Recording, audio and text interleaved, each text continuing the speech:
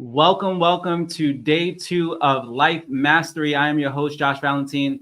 Excited, as always, to be with you guys. And Life Mastery is actually one of my favorite events of the year. We do 2 Life Mastery events for our community, one to kick off the new year, and then the second one is the halfway point of the new year, or there's just the year in general. So as you guys know, here we are at the beginning of the second half of 2025, and I'm really just happy to be here with you all. I know a lot of people are long overdue for a reset, long overdue to just, get back on track with their goals, those New Year resolutions that you guys may have set earlier on in the year. And that's what Life Mastery is all about. And today, day 2 is very special because we have 2 guests who are going to be joining us or joining me here today. And they specialize in different areas. One specializes in AI, the other specializes in personal branding.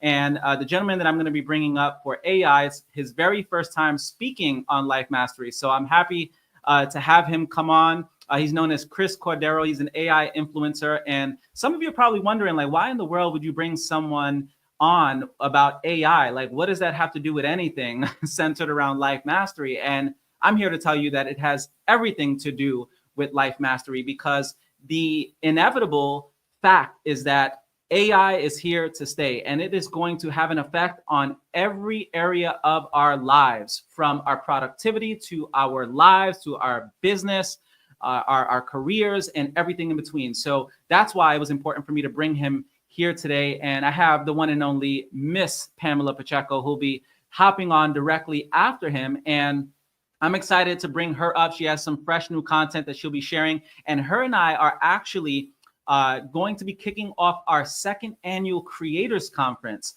which I'm really, really excited about. I know many of you guys came to last year's Creators Conference in Tampa, Florida, and we're going to be running it back this fall. It's more than likely going to be that first week of October. So we'll be sharing more information over the next several weeks on that. And she'll be coming on to teach you guys a little bit on some branding and how to go about monetizing your brand online and so much more. So I'm also going to be doing podcast style interviews with these 2 guests. And for those of you who were on last night, I brought on the one and only Mrs. Kia Valentine to talk a little bit about wealth building, legacy building, when it comes to your family, when it comes to your wealth overall. And if you did not get an opportunity to jump on yesterday, feel free to shoot me a message. I'll be more than happy to send you over the link. I'm going to do my best to also post up both days of Life Mastery on the Knowledge and Inspiration page. Not sure how long it's going to be on there because, as you guys know, Life Mastery, a lot of people pay to get access to the recordings, but I'm going to have it for free for you guys. And all in all, let's jump into today's Life Mastery. So before I bring Chris up for the first segment of the day, I just kind of wanted to do a recap of yesterday. So maybe you were on, maybe you weren't. If you weren't on, this is a great opportunity for you to kind of get up to speed with just the overall format of Life Mastery, because as you guys know, Life Mastery is a holistic approach to taking your life to the next level, a holistic approach for a reset as well. Hence why we typically launch the 21 Days to Transformation Challenge at the same time of Life Mastery, because the 21-day Transformation Challenge is essentially 21 to-dos. They're holistic to-dos, so all kinds of things that you can do, and I'll be talking about that here shortly, but they're essentially things that you can do to reset your year, reset yourself. Okay, so if you guys don't mind, drop a comment. Let me know if you can hear me okay. Let me know what cities you guys are tuning in from as well. Drop a comment. I know I'm tuning in from Tampa, Florida. We have people tuning in from Puerto Rico, from the DMV area, from New York, from Florida. But drop a comment. I know yesterday we had people tuning in from Atlanta and so many other cities. So shout out to Puerto Rico. Got Puerto Rico in the house. And let's get this thing kickstarted, guys. So just to kind of go over a little bit on what was covered yesterday, I just wanted to really give you guys an overview. And today, my goal more than anything was to really not only give you guys an overview, but today specifically focus on your careers, because I know that for most people, I mentioned this yesterday, not even for most people, for all people pretty much, your career is going to take up about a third of your life. When you think about it, there's 24 hours in the day, and a third of those hours are spent sleeping. Another third of those hours are spent working. Okay. And the other third, sometimes that's working too. For those of you who are burning the midnight oil. So you know exactly what I'm talking about. And shout out to, I see we got Jersey in the house. We got Charlotte, North Carolina. Welcome, welcome everyone. So today I'm going to put a lot of emphasis on your careers as it pertains to maybe your job, your business, or just overall your development and making yourself more valuable in the marketplace. And that's why today is going to be super important because again, we're not only covering just different ways to go about building your career or building yourself or your skill sets, but also your knowledge base, especially in emerging trends like AI. Okay, so let's get this thing going. Next, I had a bunch of journal prompts yesterday, and I wanted to go over these journal prompts one more time for you guys. And if you have the ability to take notes right now, definitely take yourself some notes because as you guys know, you hear me say it all the time, the weakest ink is stronger than the strongest memory. Over 90% of this information you will forget if you do not take notes. And if you can't physically take down notes, at least screenshot some of these things. That way you can have access to it.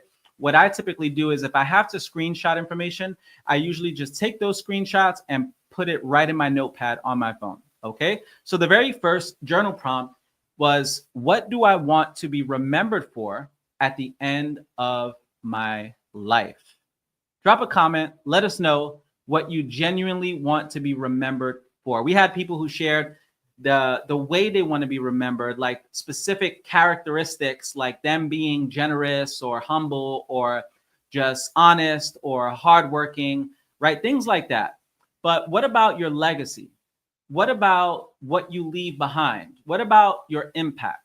These are really great journal prompts to reflect on. And what I love about journaling is that it really helps you sort of take these ideas, put them down, and give you a bird's eye perspective on your life. So it gives you the opportunity to kind of go through and say, all right, here's where I'm at. And let me take a very objective perspective on some of these questions. And I would highly encourage you guys, for those of you who love walking, when you go on walks, take some of these notes. What I typically do, and this is a really great life hack, is I actually take notes sometimes by vocalizing the notes. Instead of just texting it while I'm walking, I'll actually journal by voice recording my voice and having my voice put the voice to text feature on my phone, if that makes sense. So instead of texting, I'm over here saying what I want to text, and that's how I fill up my journal entries. Now, journaling is such a transformative part of life and productivity and well-being and just mental health and so much more. I highly recommend you guys get into journaling, even if it's just texting. If writing isn't your thing, even just journaling, texting, because years later, you'll be so happy that you did, because you get to go back and reflect on these journal entries. And I want to also share another hack when it comes to journal entries. What I typically do with my journal entries is I also I write exactly where I'm at in that moment. I also write down the exact time and the city or the location. If I'm on a walk, I'll say I'm on a walk in my neighborhood, or I'll put down the time. Sometimes I'll put a title and things like that. But it's a really great way to keep track of your journal entries. So first journal entry was, what do I want to be remembered for at the end of my life? Okay. I know for me personally, I definitely want to be remembered for how generous I was, how much of a servant leader I was, how great I was as a dad, as a husband, and community builder, leader, mentor, all of that stuff. But also you want to reflect on just your life's work and what does that look like for you. Next, we covered the North Star. And as you guys know, who follow my work, the North Star is essentially who you want to be, how you want to live. This is your life down the road in the future. And this is going to be a guiding light throughout the course of your life the North Star will help keep you on track. It's your vision. It's your compelling vision for your life. So what is your vision for your personal and professional life? Your personal and professional life. Okay, really great. Just it's always going to be a great anchor with everything that you have going on. It's always going to be a great anchor to keep you on track with everything. Now, next up, we covered finding your purpose. And for those of you, because sometimes I like go over life mastery, and over the years, I've had scenarios where people, they hear about all of these goal setting strategies and tools and all that stuff, but they're like, Josh, I still haven't even discovered my purpose. I don't even know what I really want to do with my life. And I had came across a series of questions throughout my personal development journey that led me to really redefining my purpose or refining my purpose and getting a lot more clarity on what my purpose is. And as you guys hear me say all the time, clarity of intention is power. So the more crystal clear you are on your purpose, the more likely you are to bring it into fruition. So this is a great journal prompt for those of you who are still looking for your purpose, or you're looking to discover your purpose. And listen, finding your purpose doesn't have to be this mystical experience where God spoke to you from a mountaintop. Finding your purpose could literally be you creating your purpose. You making a decision one day saying, this is my purpose. This is what I'm here to do. And my hope is that for some of you who are lost, that you will make a decision today on what your purpose is today. You could always redefine it. You could always make course corrections along the way. You could always detour. That's okay, right? Like, you don't have to be so rigid and feel as if you make a decision that this is your purpose today, that, oh, this is going to have to be my purpose 20 years from now. Sometimes it just evolves. Sometimes these are not destinations, they're just doorways to what our purpose really is.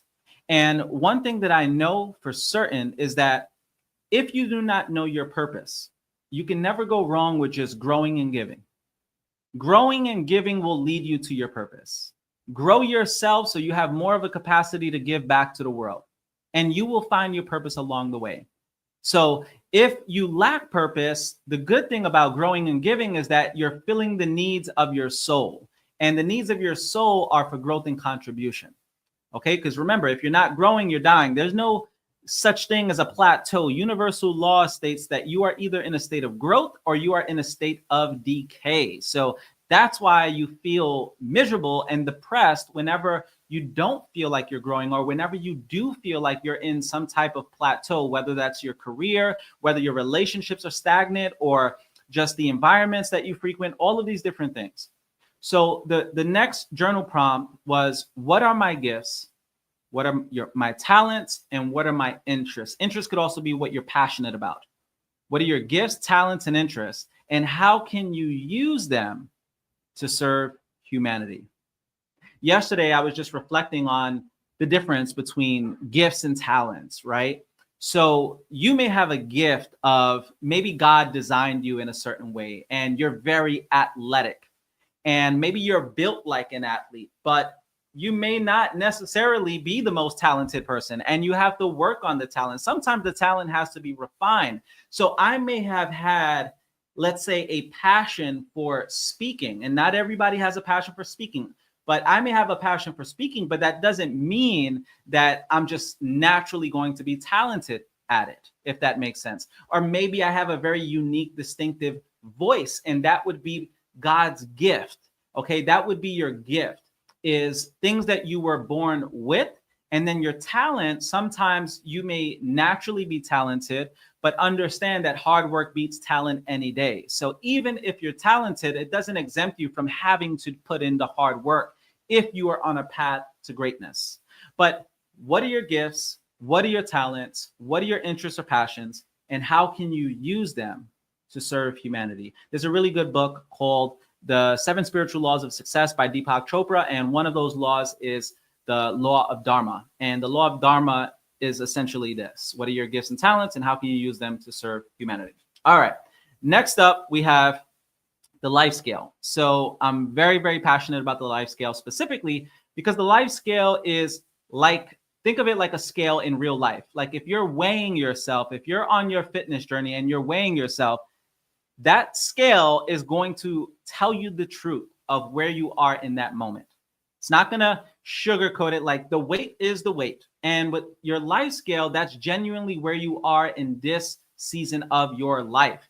Now, what I mentioned yesterday was these numbers also fluctuate. And sometimes you may go backwards in certain areas. Sometimes you may go forward because seasons change. And there are times where you have to prioritize your health, for example, over your career, or your family over your career, or you may be in a season of your life. For example, back in October, I was launching a brand new business in a company that's 60 plus countries worldwide, and it occupied every part of my life, and I was very unbalanced. However, I had mentioned this yesterday as well, that the goal shouldn't be work-life balance per se. The goal should be work-life harmony. There's a big difference. Work-life balance, it almost comes off as if you have to be a 10 out of 10 in every area of your life. Work-life harmony says, you know what? In some of these areas, I may be a 10. In some of these areas, I may be a 5, and that is okay. The goal should be, I always say that if you can get to a 7 or higher, 1 being the very worst, 10 being the very best, if you can get to a 7 or higher in every area of your life, then you have truly mastered the art of living. Not an 8 or higher, not a 9 or higher, or not a 10 or higher, because again, it's just not sustainable. I know a lot of billionaires that they're billionaires, but their fitness isn't the greatest, or their marriage isn't the greatest. I know a lot of people who are very happily married, but their finances are in turmoil, or maybe they are not making a contribution or living up to their potential. So there's always something, right? And the goal should never be perfection. It's progress over perfection. That is the goal. Okay, so take some inventory of this, write in your journal, screenshot it if you have to, but write down where exactly are you in this season of your life. And the goal should be every quarter you update the number. So you update it. Don't look at what the numbers were for the last one. You update it on where you are. And the cool thing about this, I always say that, let's say you're undecided between whether you're a 7 or 8 or 9 or 10, just put 0.5. It could be a 7.5, 9.5, but that'll give you even more precise clarity on where you are with these different areas. So that's the life scale. And this will be a really great framework for you guys moving forward, because it is important to just genuinely know where you are. I see we got Chicago in the house, Milwaukee in the house. Welcome, welcome, everyone. We got more people tuning in. If you guys don't mind, like, comment, share, tag, wherever you're watching this. Maybe you're watching the replay. If you're watching the replay, drop an R. If you're watching the live, drop an L in the comments. And looking forward to getting some engagement here. See, we got Jamaica in the house. We also got Bahamas. Shout out to everybody tuning in from the Caribbean. Caribbean is representing heavy with Puerto Rico, Jamaica, Bahamas. Welcome, welcome, everyone. Okay, let's keep this show on the road. We covered micro goals as well. So micro goals are essentially the small goals that you can accomplish within 1 to 3 weeks. That's my gauge. You have macro goals, which are more long-term goals, but the micro goals are those small little goals that you can implement on a week-to-week basis. And it can be, for example, getting some cardio in for 30 minutes for the day, or it can be that content creation for the day. It can be taking your significant other on a date for the day. But what are your micro goals? Next, we also covered calendar optimization. So the goal should be to get your micro goals basically on your calendar. Because if you fail to plan, you plan to fail. You have to schedule it in. And I like to color coordinate my calendar. I have a digital calendar. Some of you have a physical calendar, but if you're not always having that physical calendar in hand, you may want to consider a digital calendar. And I use Google Calendar. I like that feature, but find something digitally that you can implement and schedule it out. And keep in mind that when you schedule out your calendar, you want to schedule it out so that you're catering to these 5 F's, which are essentially the most important areas of your life. And that's your faith, your fitness, your family, your fortune, and your fun. So what does that mean? Okay. For example, when I schedule all of these, by the way, and that's why just the idea of work-life integration, it is possible, right? Work-life balance is one thing, but work-life harmony, work-life integration is another. And the work-life integration can be sustainable if you go about it in the right way. If you give your T being an acronym for your time, energy, and attention. If you give your T to these areas, you're going to be more likely to stay on track. So, prime example, how is fate scheduled into my specific calendar? Every single day, before I get my day kickstarted, I have prayer and meditation, right? There are some seasons where I'm going through scripture, right? And that's scheduled in. And then also prayer is like a big part of my life before meals. That way it's always anchored. Spirituality is always anchored. Also, gratitude is a big part of my day. So I also start off the day with gratitude. On Sundays is church. Church, 11 a.m., like clockwork. We go every single Sunday. And not the most strict religious practice by no means, but that's the way that I go about my faith. Now, for those of you, you may be a part of a different faith, right? I once learned from Jim Rohn that no matter what your faith is, he always says, study, practice, teach. Study, practice, teach. That should be the idea. And I've made a lifelong commitment that with my spirituality, it was going to be about studying, practicing, and teaching it. Okay, so share the blessing because people need more spirituality in their lives. People are so disconnected from themselves. And remember, we are not human beings having a spiritual experience. We're spiritual beings having a human experience. You are a soul with a body, okay? Not a soul and a body. You are a soul with a body. This is your earth suit, but you are a spiritual being. So that's why it is so important to always be in tune with your spirituality and also schedule it in, okay? Next up is fitness. Mental, emotional, physical. And the way that I schedule that in as well, I work out at least 4 days out of the week. Some weeks I may be in the sauna. Some weeks I may be doing yoga. I do my best to stretch as much as possible, but it's always scheduled in. Like I already know, and usually my workout time is about 10 a.m. is the time that I'm typically in the gym. So you don't have to go crazy, but have it scheduled in at least enough to maintain your physical health. And I also schedule in walks. So I walk about 3 miles a day, and that's also a big part of my fitness.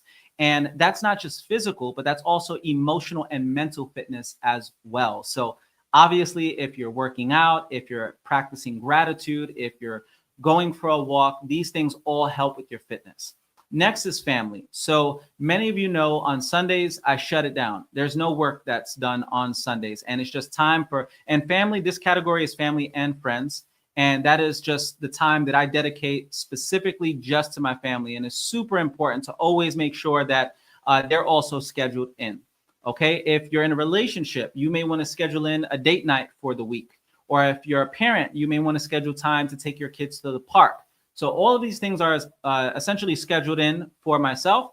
And then fortune is how you go about building your wealth, how you go about making money, what you do for work. It can be fortune, it could be finances, things like that. But that, of course, is always going to be scheduled in because you have to work to pay the bills, right? And then lastly is fun. It's fun. When was the last time you scheduled in fun? Like doing something that you genuinely love to do. And I know throughout the week, I always schedule something for fun. And it may be hanging out with friends and barbecuing and things like that. But what's the point of working your tail off if all you're going to do is just work to pay bills and die? Like life should be a lot more than just working and working and working to then pay bills. And, there goes your life. You should integrate some degree of fun. Okay. Yesterday, we also covered the 21-day challenge. And here are the 21 to-dos. We have a private Facebook group. For those of you who want to be a part of the 21 Days to Transformation Challenge, you may want that support community and all that good stuff. And you guys are more than welcome to DM me the word 21 if you want more information on that. But these are the 21 to-dos in 21 days. And this is a holistic way to basically reset your year. So as you guys can see, you have things that support your faith, support your fitness, support your family, support your fortune, support your fun, All of that is integrated in these 21 to-dos. And as a community, we launch this challenge every single year. And it's always a great way to just reset. And many of you know we have a digital course around this for sale. For those of you who want the digital course, DM me. I can give you guys a 50% off code. And there's also the course with coaching as well, one-on-one coaching with me for the entire month. So we have almost 21 days to close out this month. So it's a great time to just get yourself reset. And even if you can't commit to all 21, my recommendation is just get in the game, because even if all you can do is a handful of them, it's still going to be worth it. We also covered this journal prompt, and that is, what would I do if fear was not a factor and I could not fail? Think about that. If you had zero fear, what would you do with your life? And if you knew you could not fail, what would you do with your life? Some of you would write that book. Some of you would go on to be a motivational speaker. Some of you would probably go on to be the actor, the singer, whatever it is. But if you knew you could not fail, okay, really important question to reflect on. I also covered Sankapa affirmations, and I learned this through my yoga practice. Really, really great tool. And it's basically, in a nutshell, you say 2 affirmations every single day for 40 days. And you say it 40 times a day for 40 days. Don't ask me why. Those are the numbers. But one thing that I can tell you is that it works. You know, who knows? I mean, maybe maybe Jesus, for the 40 days he spent out in the wilderness, you know, maybe your boy was out there saying some affirmations. I have no idea. But the number is 40. And this thing works. It's very powerful. And I actually shared some different affirmations that you guys can say to yourself. For those of you, remember, 2 thoughts can't occupy the mind simultaneously. So if you're saying positive affirmations, you're less likely to think about the things that are causing you stress and anxiety and overwhelm. So here are some of the affirmations. Get an affirmation in an area, or say an affirmation in an area that you want to improve in your life. And you can have these on your mirror that you brush your teeth. You know, the mirror that you look at to brush your teeth, put your affirmations on there. And as you guys can see, you have, I'm the most confident person I know. I am blessed and highly favored. I constantly attract an overflow of abundance because of all the value I bring to the world. That's one of my favorite ones. I always attract amazing leaders into my business. I am deeply loved by so many people. I am healthy and whole. These are all different affirmations that you can share. You can create your own, but always say affirmations in present tense. Okay, so before we bring on our next guest, we just have a few more shares. This was another journal prompt that we covered. What do I really want to change about myself?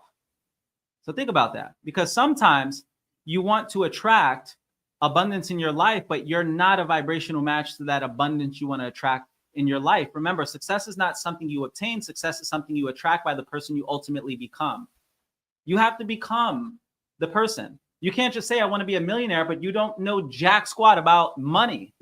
You're not adding value. You don't have a capacity for responsibility. Responsibility being nothing more than your ability to respond. That's what responsibility is. So how in the world do you expect to be able to be responsible for all of this abundance if you don't even have a capacity for it? You can't even handle it. It'll leave you just as fast as it came to you. Okay, so very important. We also covered the $1 Billion Brunch Table yesterday, 6-month program. And this gives you an opportunity to be featured on my podcast, the Journey Podcast. It's one-on-one coaching for 6 months. It's VIP days. It's everything centered around taking your life to the next level, your brand, your business, all of that. We have tons of people who've gone through this program, and it's always exciting. We only launch it 1 to 2 times a year, because there's only one of me to go around, and between myself, my coaches, we all rally behind you and best support you with everything that you have going on. You'll be a VIP at the Creators Conference and so much more. So DM me if you want more information on this.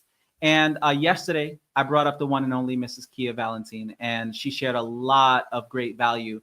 So again, check out day 1 if you haven't. It was everything centered around legacy building, wealth building, and so much more. So we covered understanding what are your partner's needs and how you can meet them.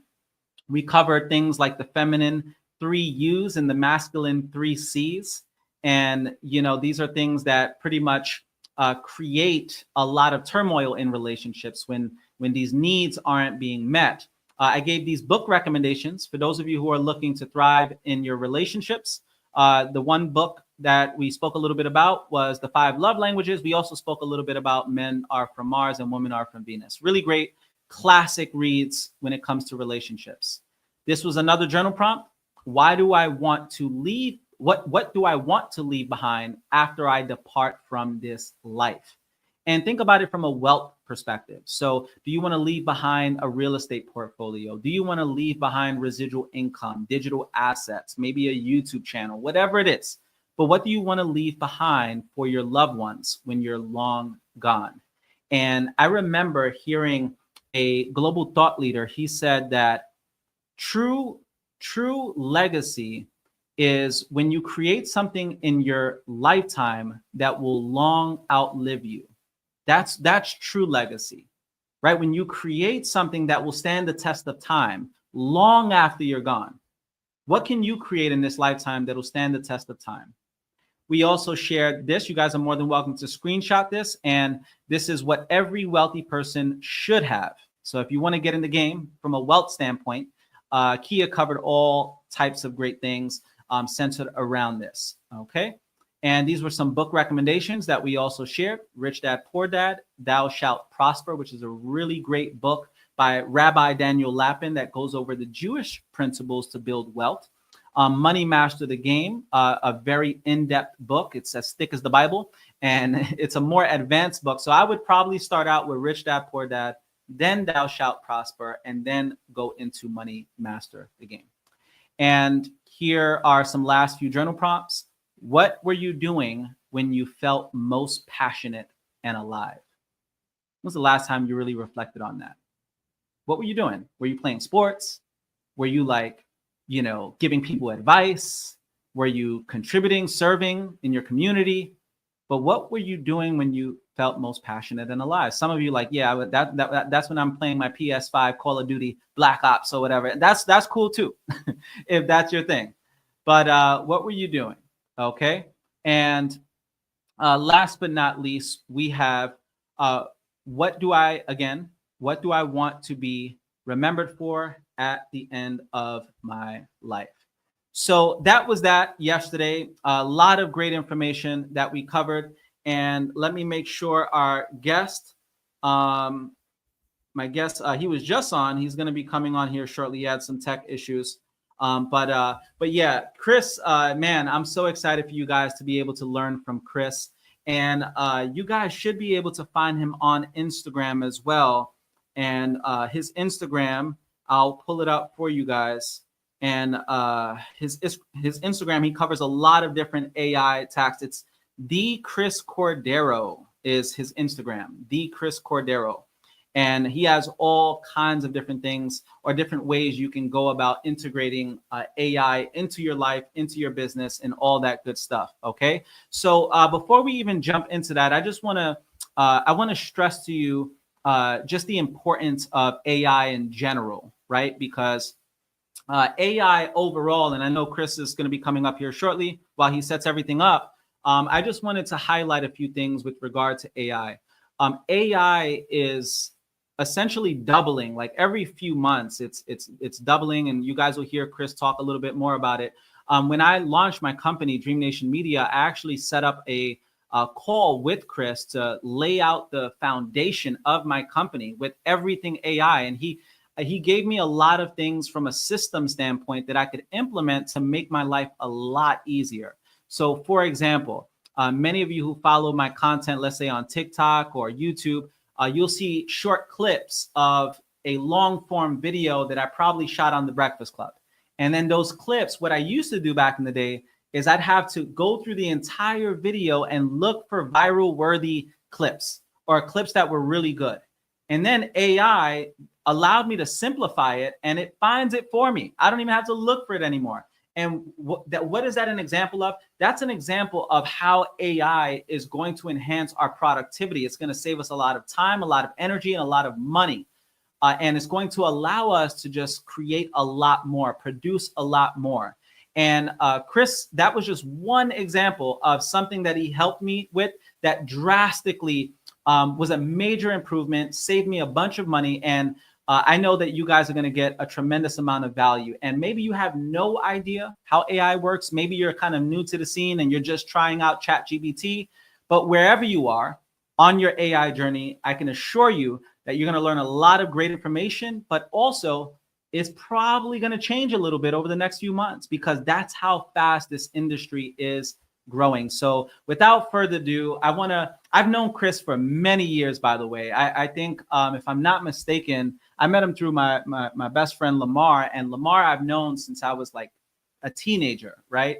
And I met Chris just a few years right after that, around that my college time, and we've known each other for a very long time. He actually spoke at our last creators conference. He flew down from the DMV area down to Tampa to share value on AI.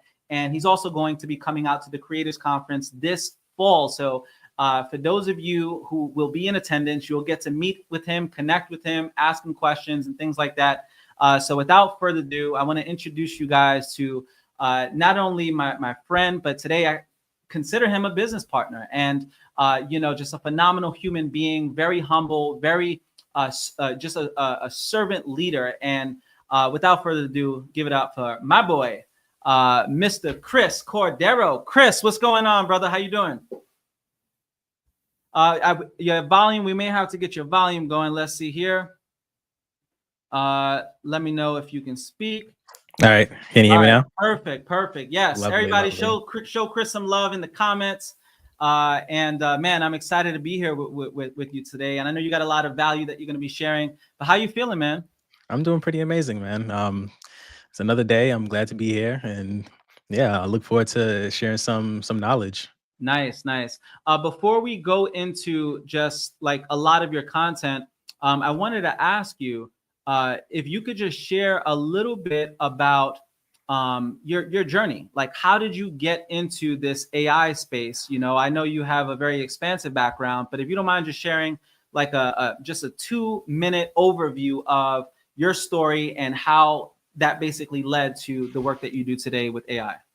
Yeah, sure. So started out a couple years ago. Just looking to like other means to make additional income. So I tried the YouTube route, was failing miserably, spending a ton of time trying to create content, script, edit, you name it. Talking about spend like 4 hours to edit a 30-second video to give you an idea. Um, and it just wasn't working out. And then I started coming across these AI tools, and things started to become much more simpler, and started streamlining my process. And the more I practice and use them to create the content I was making before, I figured like, I'm really enjoying this, and I can actually share my knowledge and help others to use the same things that I'm using. Fast forward today, that's pretty much what majority of my content is about.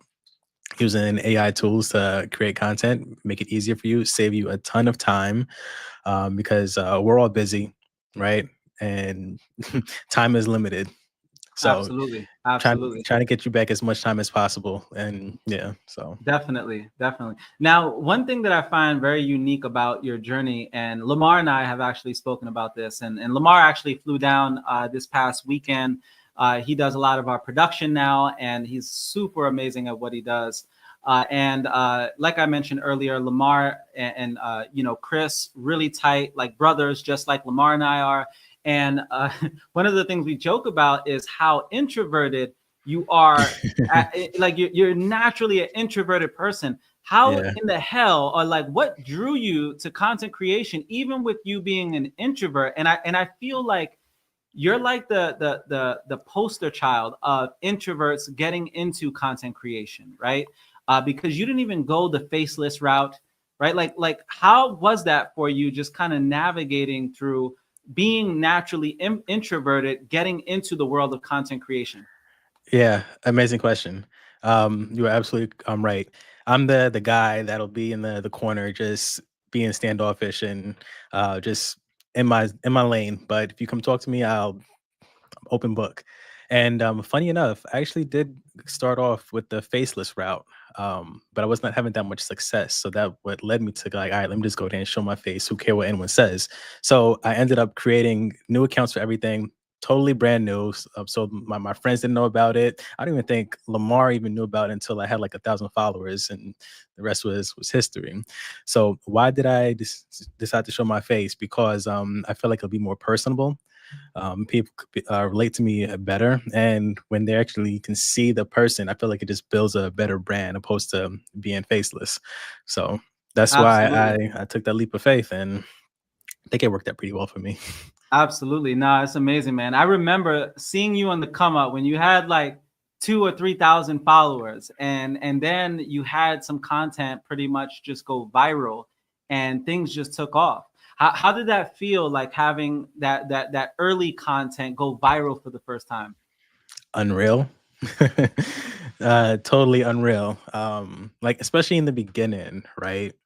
And let's say I would get like 200 views here and there. I would get excited when I see 2,000 views because at that point it's like viral for me. And then when you see the tens, and then the hundreds of thousands, and then you got like a few posts in the millions, it was like this is absolutely insane.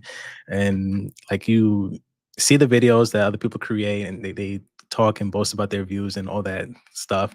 And I'm like, that can that really happen for me? And then it did and does. So it's an absolute amazing feeling. Yeah. But one thing I will say though, going back to that, uh, when those videos were like going viral, I wasn't able to capitalize on those as I am today. So that's the only difference. Like I would like adjust, like making sure the back end stuff or whatever I have going on with me. This way I can capitalize on those views. So yeah. Yeah, no, that's amazing, man. At what point? Because I know you have some brand partnerships, and I've even seen you on some ads by a few well-known brands.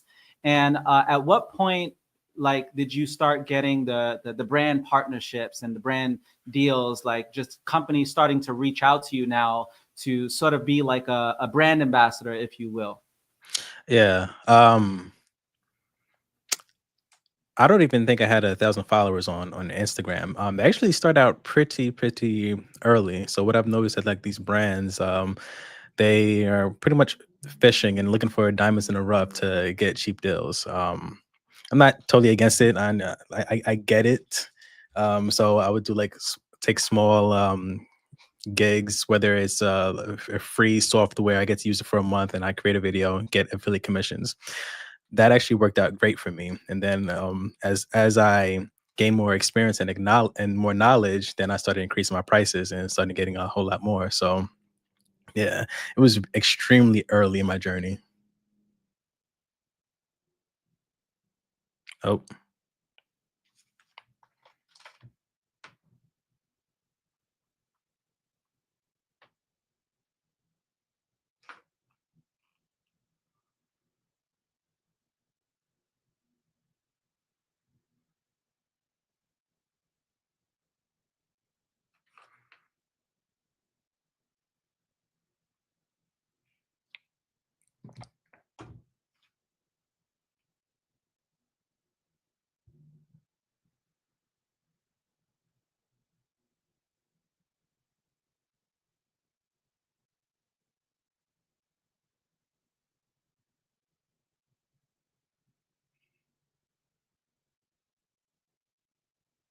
hmm. Am I in here by myself?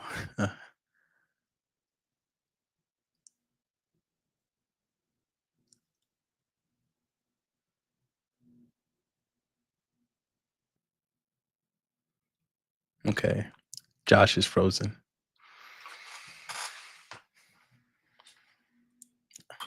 All right, cool. Feels good to know that I'm not alone.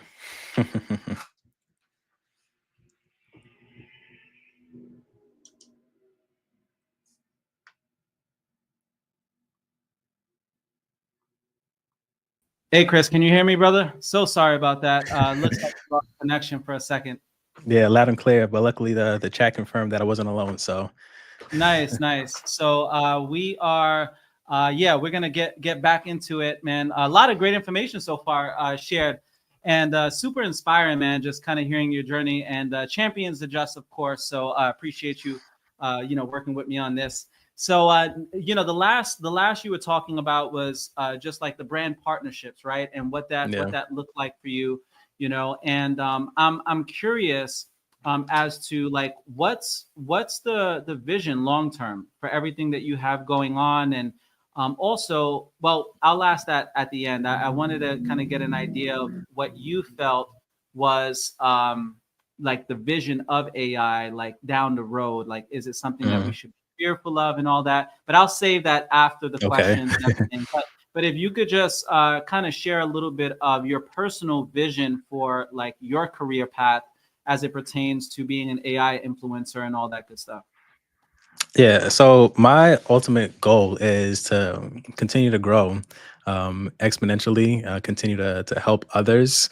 Um, because I mean, I feel like I have a pretty decent story. Like you pointed it out. I don't really lead with letting people know that I'm super introverted, but showing like people like me can get in front of a camera, be confident on camera, and take off and have success with it. So continue to grow. Looking to heavily contribute more time into YouTube. Even building my own community. I'm working on that right now, and just continue to share more knowledge. So Nice, nice. I love it. I love it. And we'll have you share some more information on, how you're going about nurturing your community, some of the different programs you got kicked off recently as well.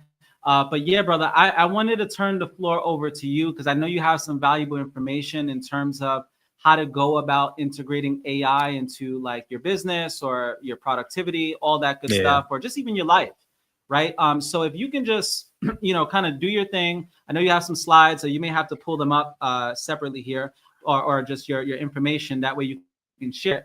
But yeah, man, I'm so excited to hear a little bit more on how AI could essentially improve not only your business or your career or your productivity, but your overall life, just by knowing the right way to prompt AI, right? And Right. how to work with it. I had actually heard recently that there's all this fear and all this talk about AI kind of like taking over the world and ruling over us. And one AI expert had mentioned that it's more likely going to be a situation where we're not ruled by AI, but we're ruled by the people who know how to work with AI, right? And I'm Right. so curious to just see how you go about working with AI and some of the recommendations that you can provide for our community here. Yeah, absolutely, absolutely. So yeah, I'm going ahead and share my screen. So what I put together is like a intro to um, using ChatGPT to help you create content. Um, yeah, so pretty much it's a combination of ChatGPT, Canva is pretty much my go-to. Um, I wanted to also incorporate some editing, but we'll probably be here for the entire duration of this. So for the sake of time, just gonna go over ChatGPT and Canva. All right. 1 second. Please stand by. Is it loading up? I'm getting to it right now. Okay, All perfect. right. Yeah, and I think for the most part, most of our community are pretty aware of operating, Chat GBT, operating, Canva and all this good stuff. Good. And I know a lot of people utilize Canva for graphics these days within our business community also. So I'm sure they'll be able to learn a lot of cool stuff on there. Oh yeah. Cool. Well, that's awesome. So, a lot of things that I'm going to be sharing today, some of it they may have heard before. It could be like a refresher for them, or they could take additional information that I provide to help them get to where they need to go. And sometimes you just need to hear something over and over again to like, oh, why did I stop doing this? Or yeah. Absolutely. So yeah, I'll go ahead and start. Okay. All right, cool. I can see my screen. All right. So I wanted to just first start by going over like the common content creation bottlenecks. Ideation. We got ideation, scripting slash hooks, intimidation, those who feel like they're not tech savvy, design overwhelm, camera shyness. Repurposing Roblox. Now, this one in particular, you probably did not think you had a repurposing problem. And I'm telling you right now, that is a problem. Not having an idea to repurpose is an actual problem. But I'll touch base on that a little bit later on. So yeah, ideation, staring at a blank page, unsure what topics will resonate with your audience and generating engagement. I know the feeling, just sitting in front of a blank screen, trying to come up with ideas, right? Um, ChatGPT is an absolute cheat code for coming up with ideas, and in fact, majority of the items here you can rely on ChatGPT. Scripting and hooks, yeah, as I said earlier before, I used to spend uh, hours working on a video, and part of that was actually coming up with an actual script, and even in particular hooks. And yeah, I do. I think since I've started creating content, I have used AI in some way, shape, or form to help me with my scripting. But just to be clear, I do not prompt the ChatGPT, get the script, and then go ahead and read it.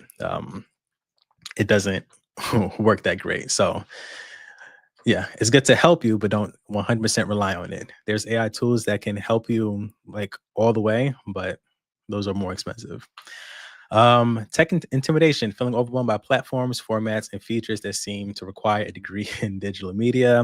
The reality is, these AI tools are becoming so simple now, and it doesn't require that much effort, to be honest, to prompt. Yeah, design overwhelm. It's more on the lines of like your Canva or carousel templates, your infographics, um, even just simply using ChatGPT to prompt you to help you come up with a design where you can literally either have ChatGPT create the design or you copy what they're providing you, go into Canva and go from there. Camera shyness. So with this one in particular, when you're able to come up with a script, right, and you know what to say, and like for example, if you happen to have a teleprompter or some sort of device that help you read what you're saying, you're gonna feel more confident. And I feel personally that was the biggest thing for me, not knowing what to say or how others would perceive how I sound, being behind the camera. And honestly, it just takes repetition. You get used to it. I promise. And now repurposing Roblox. So, and you'll see further along the slide, I'm going to share something that I do quite often. So, I'll create a script, shoot the video, record it, post it. Okay. Then what I'll do is I will use that same video and turn it into a two-slide carousel with Canva. The first screen is just going to be like a title or intro to whatever I'm going to talk about. And then the second slide is going to be the exact same video I just posted, right?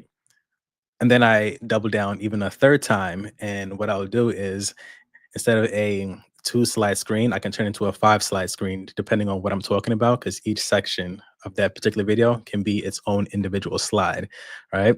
That's one way to repurpose. And then another way to repurpose is just posting on all various social medias in the exact same way. So work smarter, not harder. All right. Okay.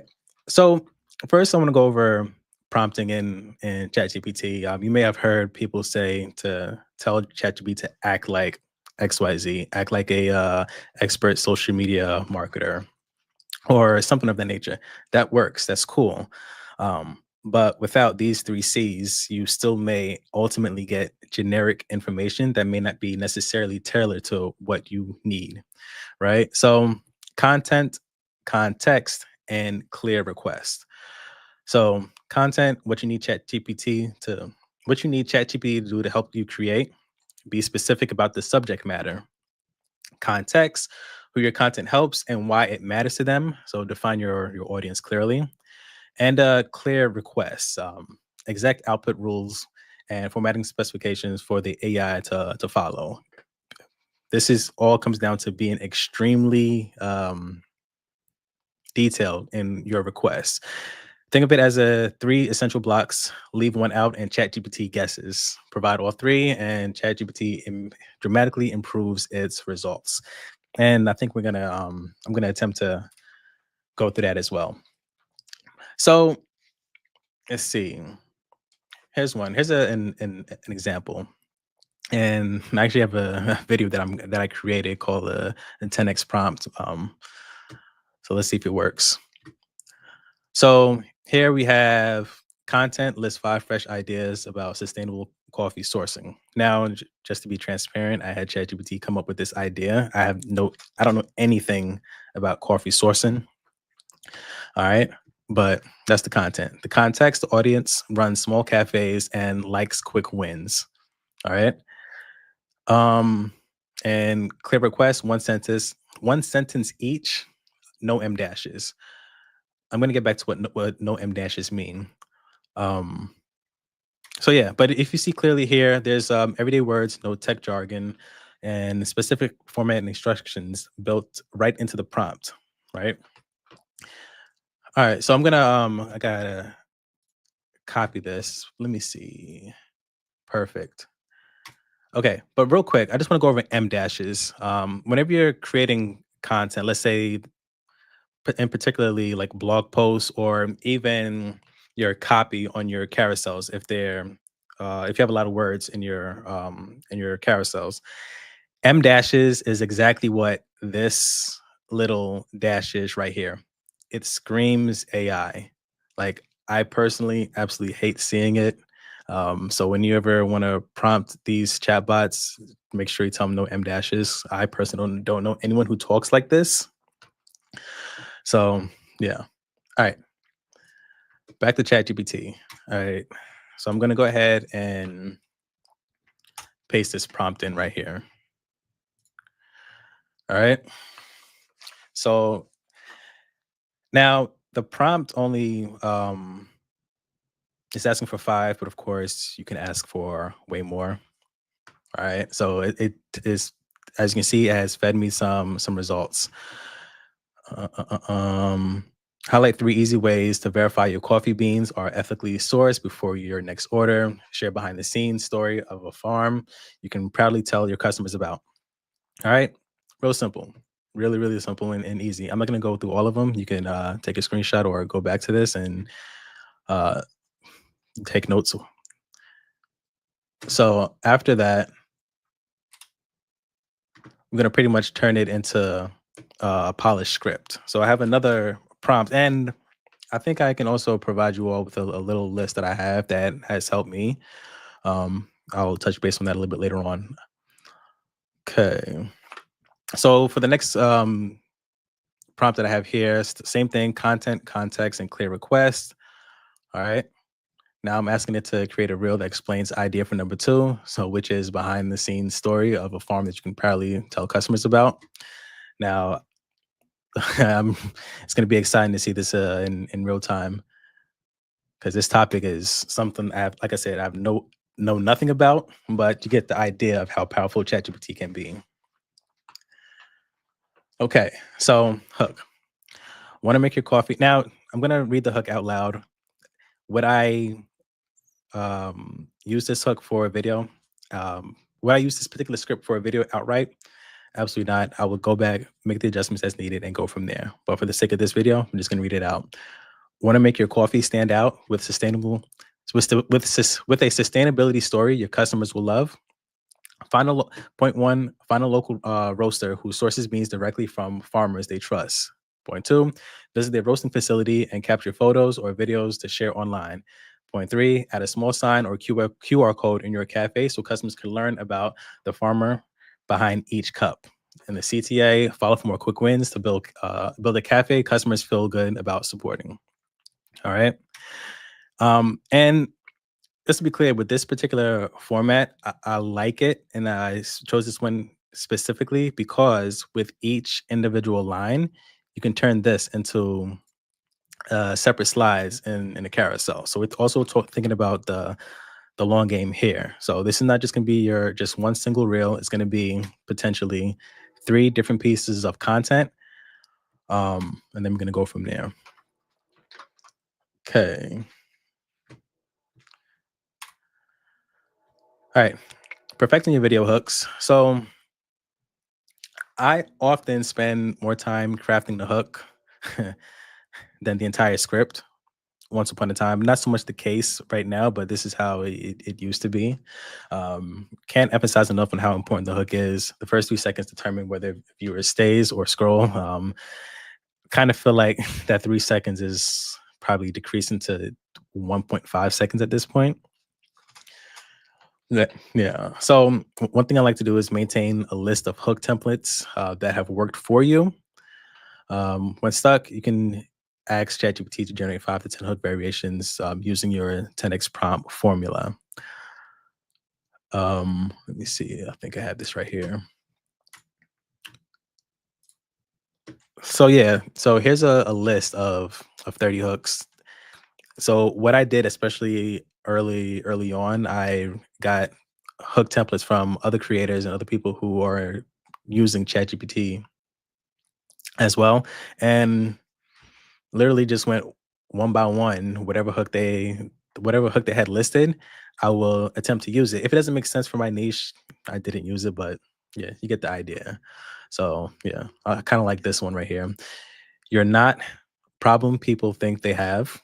You're the real problem. And the example is you're not struggling with the lack of ideas, you're battling perfectionism.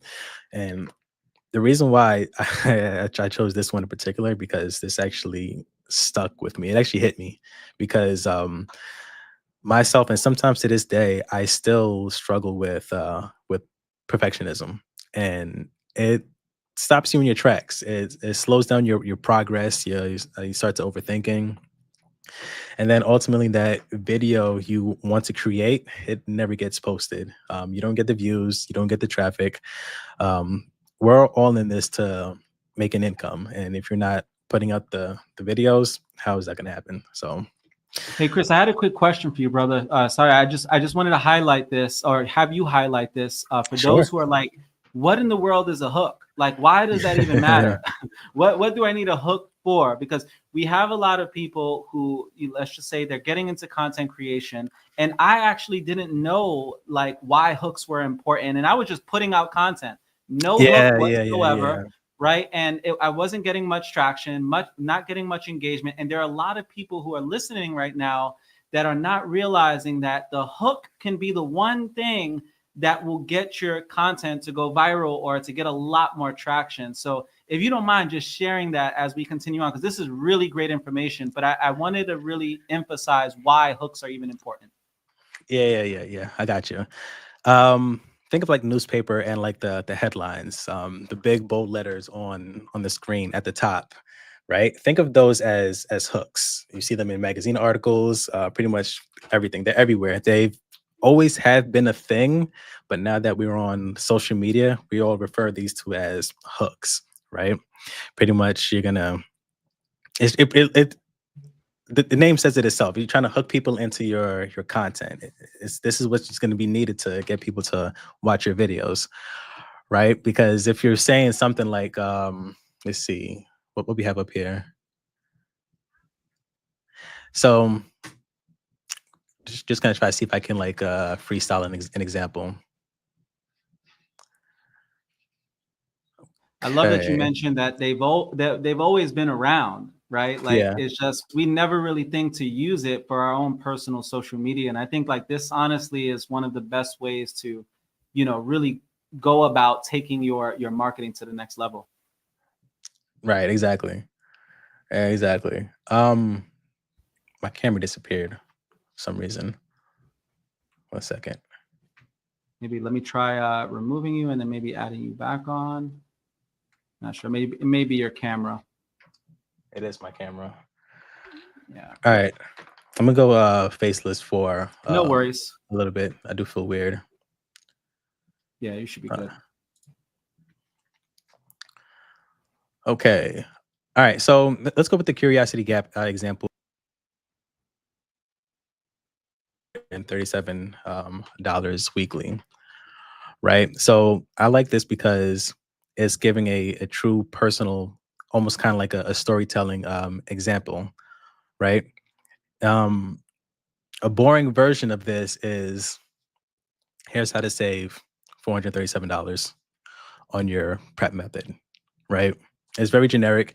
It used to work in the beginning. It may still work in some cases, like maybe like a carousel, but yeah.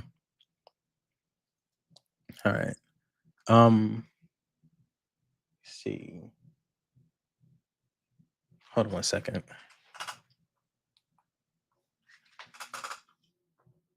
Just give me 1 second. I'm gonna just try to troubleshoot my camera real quick. Oh, you're good, brother. And by the way, if you guys have any questions specifically for Chris, I know we have him for about another 20 minutes or so. So if you guys have any questions for him about anything regarding AI, definitely ask your questions in the chat. I know some people sent me some questions directly to ask for him. But yeah, this is a great opportunity for those of you, especially, I know we have some VIPs who are on with us right now live.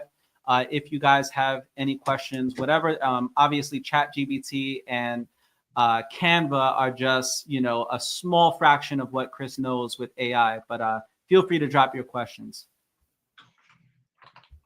Yes. All right. Sorry about that. You're good, brother. Okay. All right. Recording and editing. I think I briefly mentioned this a little bit earlier. But I want to say focus on the basics first. Don't compare yourselves to creators with production teams. Start with recording clear audio, trimming dead space, and adding captions. So pretty much, even if basically what I'm saying is, I know it can be very intimidating when you see someone in your niche and their videos just look absolutely amazing. Some things that you don't know behind the scenes is 9 times out of 10 they're probably not even editing their own videos.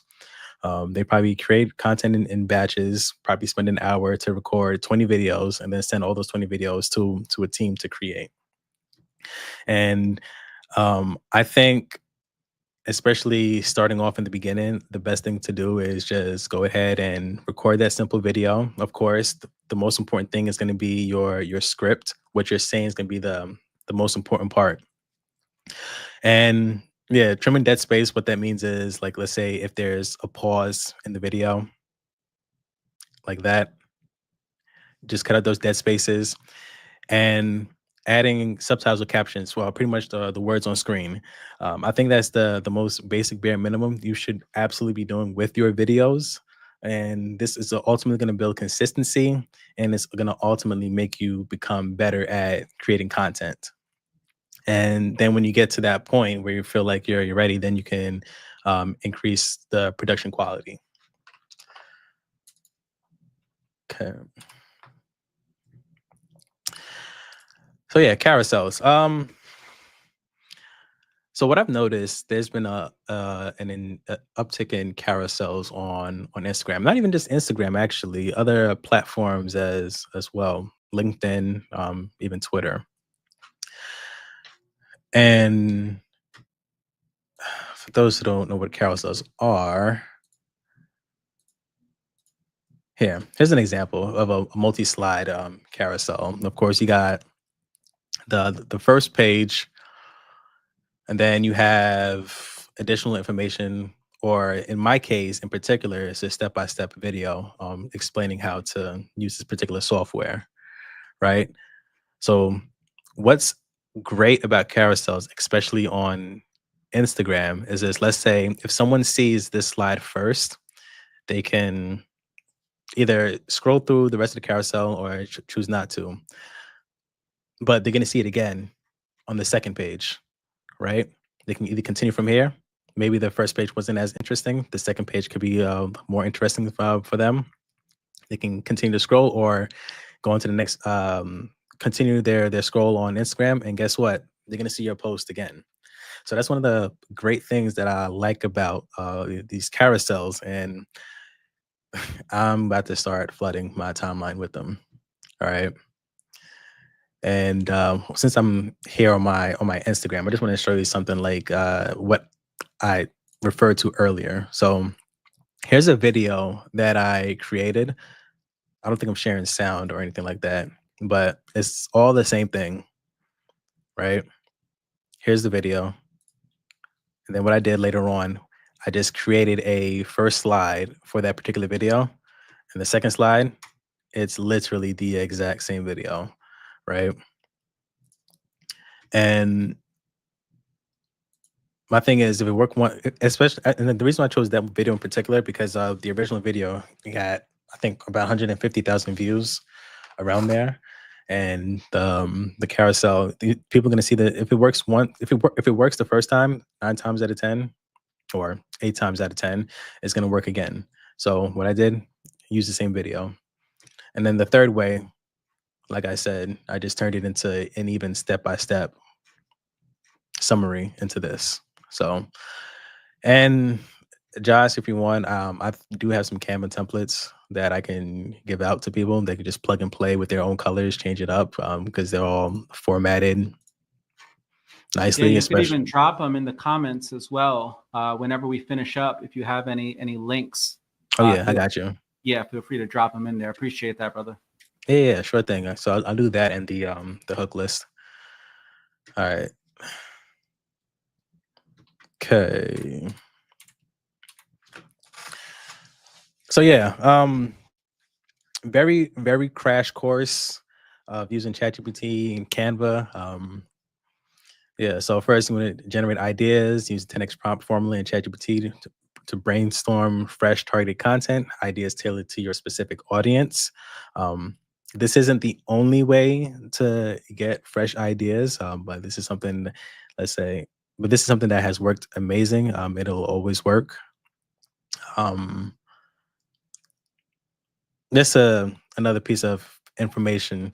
If you tailor your social media accounts to only content that's in your niche, that's another way to generate an infinite amount of ideas. You will always have content ideas on your timeline.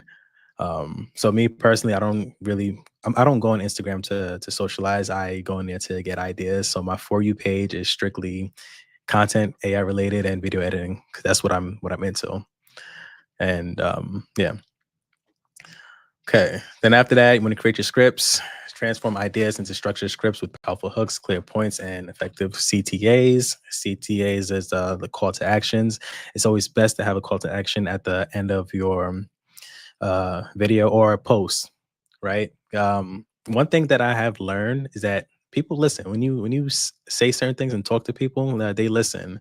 I had a video go viral, but before my hook was stop scrolling, listen up. And a few people said they literally stopped scrolling and started listening up to what I was going to say. So CTAs can be like, save this for later, follow for more, stuff like that, you name it. All right, record simply, focus on clear delivery with basic editing, trim the videos. Like I said, use your captions on screen to help you out, and publish without perfectionism. Messy is sexy. Just remember that. And then repurpose in Canva, convert videos into carousel posts, right? And another form of repurposing is, of course, taking that video and or that post and go share it on Facebook, Twitter, LinkedIn, Instagram, anything, anywhere where people can consume content, just share it. I think Gary V, don't quote me on this, I forgot the exact term that he used, but social media is now no longer social media, it's now interest media. So yeah. So yeah, that pretty much wraps it up. Yeah, that's all I have. Nice, nice, good stuff. If you guys got some value from that, drop a V in the comment threads. By the way, really great information there, Chris. Thank you so much, brother. And we do have some questions that came in that I would like to share. But before we go into the Q&A, and by the way, if you guys have any last minute questions, drop the questions in the comment thread or just shoot them over to me. And really, man, this was good because we have so many people who are kind of like still new to content creation, or they feel a little bit lost. And this was just such valuable information on how to get more engagement, how to get more traction, and just knowing what the hell is going on, just in general with AI and how to integrate it. I know you mentioned having some Canva stuff as well. So was that in terms of like Canva? Is there any like last minute advice you would recommend? Because for example, we have our creators conference. I'll give an example. This creators conference flyer. Pamela had to make some last minute adjustments to it and was literally able to just go right on Canva, Yeah. slap that thing on there, make a quick tweak. And, there's so many amazing things. What would be some of the things that you can use Canva with? And if I'm not mistaken, you can actually prompt ChatGPT to like work with Canva, right? Yeah, you can. My personal experience with ChatGPT and Canva has not been like the cleanest. So something what that I can do is actually let me share my screen. I'll show you. Okay. Yeah, yeah, yeah. I can show better than I explain sometimes. Okay. And I know the cool thing about these days with Canva, like you can draft up a full slideshow presentation, right on Canva, flyers, so many different things, everything graphics related. Oh Okay, yeah, great. PDFs and anything, lead magnets, anything you name it. All right. So back to the Canva thing. Let's say if I wanted to turn this into a Canva post, carousel,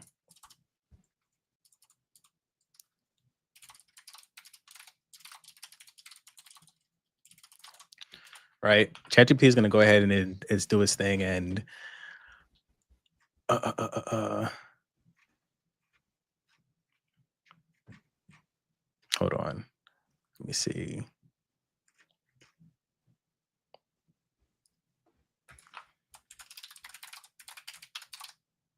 Design.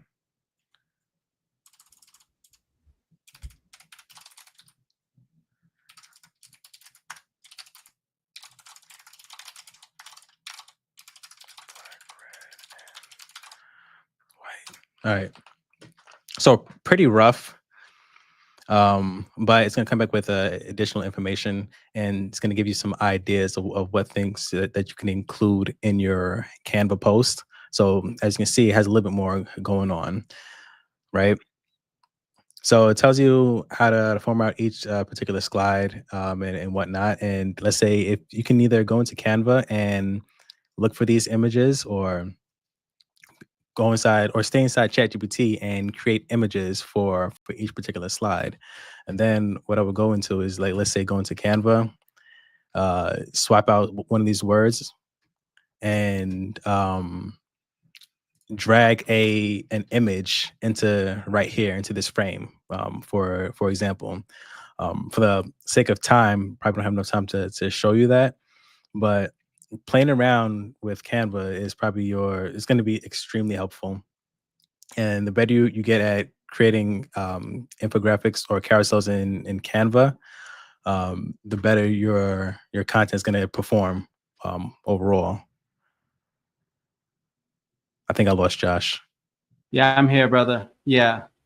No, it's definitely appreciate you bringing that up. And yeah, because a lot of people don't even realize that there are AI features like throughout Canva. So super, super valuable. And Yeah, yeah, man, I wanted oh, yep.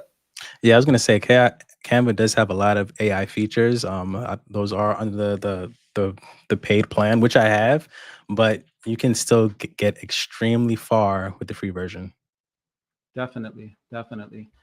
So yeah, brother, in terms of just the direction the world is going in with AI, and I think I asked you this at our last creators conference, what do you see as like the future of AI? Is it something that we should be fearful of? Do you feel like there's going to be like far more benefit? Also, what should people be doing in terms of like prepping themselves for this world of AI? Just embrace it. It's not going to go anywhere. Um, the better you get at it, I think the further along you're going to be. Like as you mentioned earlier, I think you said speakers mentioned that AI is not going to take over. The people who knows how to control AI, they're going to be ones taking over. That's same thing applies when it comes to jobs. People who can understand and use AI are going to be the ones taking your job, right? And another thing is are there some jobs that are quote unquote AI proof for now? But as technology evolves, no one's going to be safe. For So sure. Sure. embrace it, use it. Yeah. Have Like, you been up to speed with the Chat GBT 5 that's coming out? That's supposed to be like the most advanced. I know the founder of like, or one of the co-founders of Chat GBT mentioned how it's even going to be more intelligent than him. And it's going to be like a one-stop shop that is going to be like everything that we've experienced so far on steroids. Have you been up to speed at all in terms of like this next version of Chat GPT that's supposed to be coming out? yeah, I've not really been up to speed on it. I've heard the headlines here and there. I'm just pretty much waiting to experience it because uh, each version of ChatGPT that we encounter, it's like it's like a new iPhone, right? The brand new iPhone with the new upgrades and everything. Yeah, I'm pretty sure we're all going to be impressed by it. Of course, I'm going to use it, but I just got to wait and see uh, what it's all about. Because, like, yeah, outside of ChatGPT, right? There's like these AI agents, and maybe on like the level of those kind of things. And for those who aren't familiar with AI agents, depending on what kind of model or what kind of agent that you're running, it can do like hour-long research. Well, I'm sorry. Let's say if there's typically research that will typically take weeks for a human to research, right? These AI agents can do these research in like about 45 minutes to an hour, sometimes 2 hours, right? Not the typical 5 minutes or 30-second prompt or whatever that ChatGPT will spit out in front of you, right? These things can, if you wanted to look for an in-depth strategy for content creation, and if you wanted to look for the top performers, that the AI agent will go out and do all this work for you, find out what's going well, identify content gaps that you can exploit, and it'll come back to you with a complete list. So, um, yeah, AI is getting Absolutely. pretty crazy. Yeah, definitely. I have a question for you. And outside of business, right? How else can AI help you just with your overall life? um, well, I have I have a few AI devices. One of them is a recording device. Sometimes I may not be as focused in like conversations or whatever. The AI device can capture what's being said and provide a summary later on, right?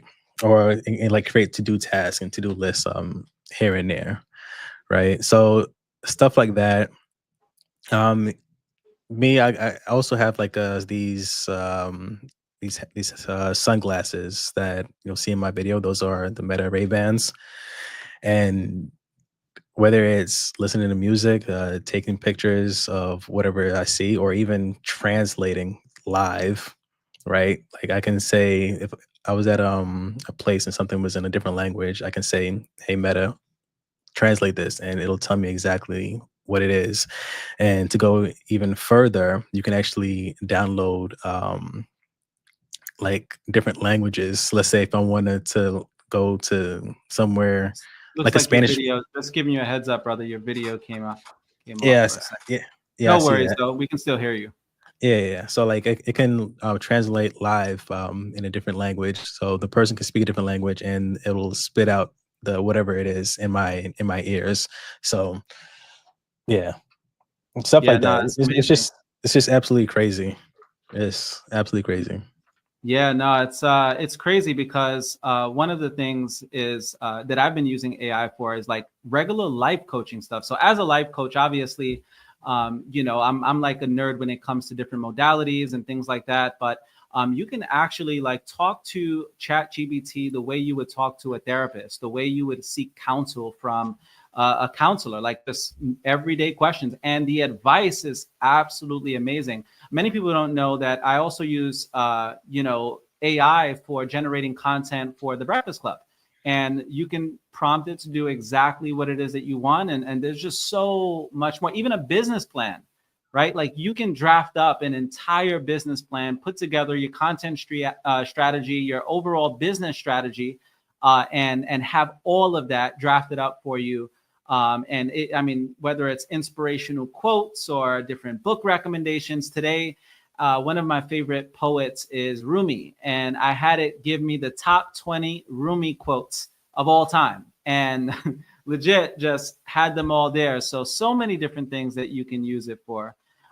So, Chris, are you still able to speak? I just want to make sure before we bring the plane in for a landing here.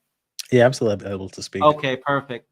So I was going to ask you, what is the best way for people to learn AI? Like if they want to basically get a crash course, AI 101.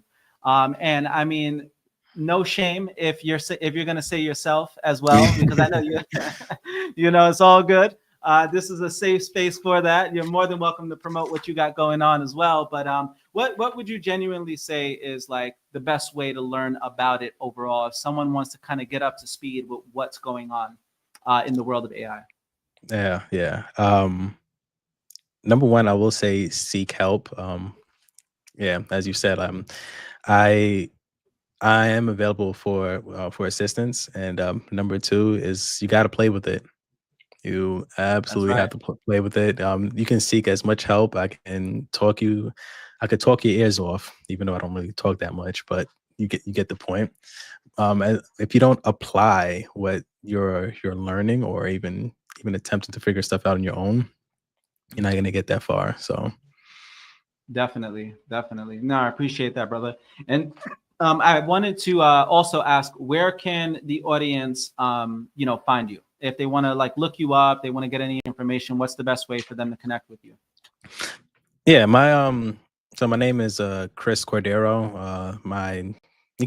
You should be able to find me just searching Chris Cordero on Instagram. My username is the Chris Cordero. You can hit me up, send me a DM. I try to respond when I am on. That's probably the best way to get in touch with me. Absolutely, absolutely. And let Chris know that you were on Life Mastery. If you do send him a personal message, let him know you were on Life Mastery. Maybe he might hook you up, give you a little discount or something. Right? That cool, Chris? Just throwing it Absolutely. out there. Just throwing it out there. Even if it's a little 10%, we'll take it, brother. Absolutely. Definitely. If you don't mind, before we wrap up as well, Creators Conference. You were there at the last year, and you were a part of. You like one of the founders of this whole Creators Conference movement. You were there in the prepping phase, and even now, like you're helping us prep for the next Creators Conference. And what would you say if there was anything to our community on why they should be there? What would you say based on what your experience was at the last one? Yeah, the various different creators across different niches. You get so much different experiences, extreme amount of knowledge. Like I went there and I took home way more than I expected. So I think last year we overachieved by far, just by having the guests that we had. And it's yeah, we see you get a little bit of the creators side, and then as well as the business side, right? So I think is absolutely available, and anyone who goes, they'll be more than happy to attend. Absolutely. And you guys will get to meet Chris, of course. So definitely make sure you get registered. We'll do our best to share some links. I think we may have Pamela might have some links there that she can share as well for you guys who want to get registered. But Chris, man, this was great, man. Are there any last words? If this were your last interview, God forbid, what would be the last words that you would share with the community? Oh man, that's a tough one. It was my last interview. Believe in yourself. Yeah, I think if you were able to believe in yourself, it may sound cliche, but ultimately that is the truth. I think previously I would say be consistent, but you can't be consistent if you don't have that inner confidence to believe in yourself to move forward. So yeah. Absolutely. Yeah, so true. I mean, I couldn't agree any more than that, brother. Chris, this was great, man. Thank you so much for blessing our community here today. Drop a comment if you guys got some value. Drop a comment, show Chris some love. And I know most of you guys are going to be tuning into the recording. So make sure you show Chris some love. Follow him on his social media, like, comment, subscribe to whatever it is that he has going on. And Chris, appreciate you, brother. We'll be seeing you at Creators Conference. Yeah, sure thing. And thanks for having me. Absolutely. You take care, man. Have a wonderful rest of your day. All right, you too. All righty. All righty, guys. So there you have it. The one and only Mr. Chris Cordero, AI influencer on Instagram, TikTok, pretty much all over the internet. And such a blessing having him come on to grace our audience here on Life Mastery. And I have another segment for you guys, another powerhouse speaker, which I'm really excited to bring up. And before I do that, I wanted to give you guys a little bit of a 2-minute break because I know we've been on, this back to back for the last hour and a half. So I'm going to give you guys a 2-minute break. And what I was going to do was just pull up just these this prompt here that I had shared with you guys in terms of, the last prompt, which I think is the best one to reflect on. And you guys should see it here. And that's basically, what do I want to be remembered for at the end of my life? So before we bring on our next guest, you guys have about 2 minutes to get a bio break, take some time to, do your thing. And then we'll be on here in literally 2 minutes from now. So see you guys here shortly.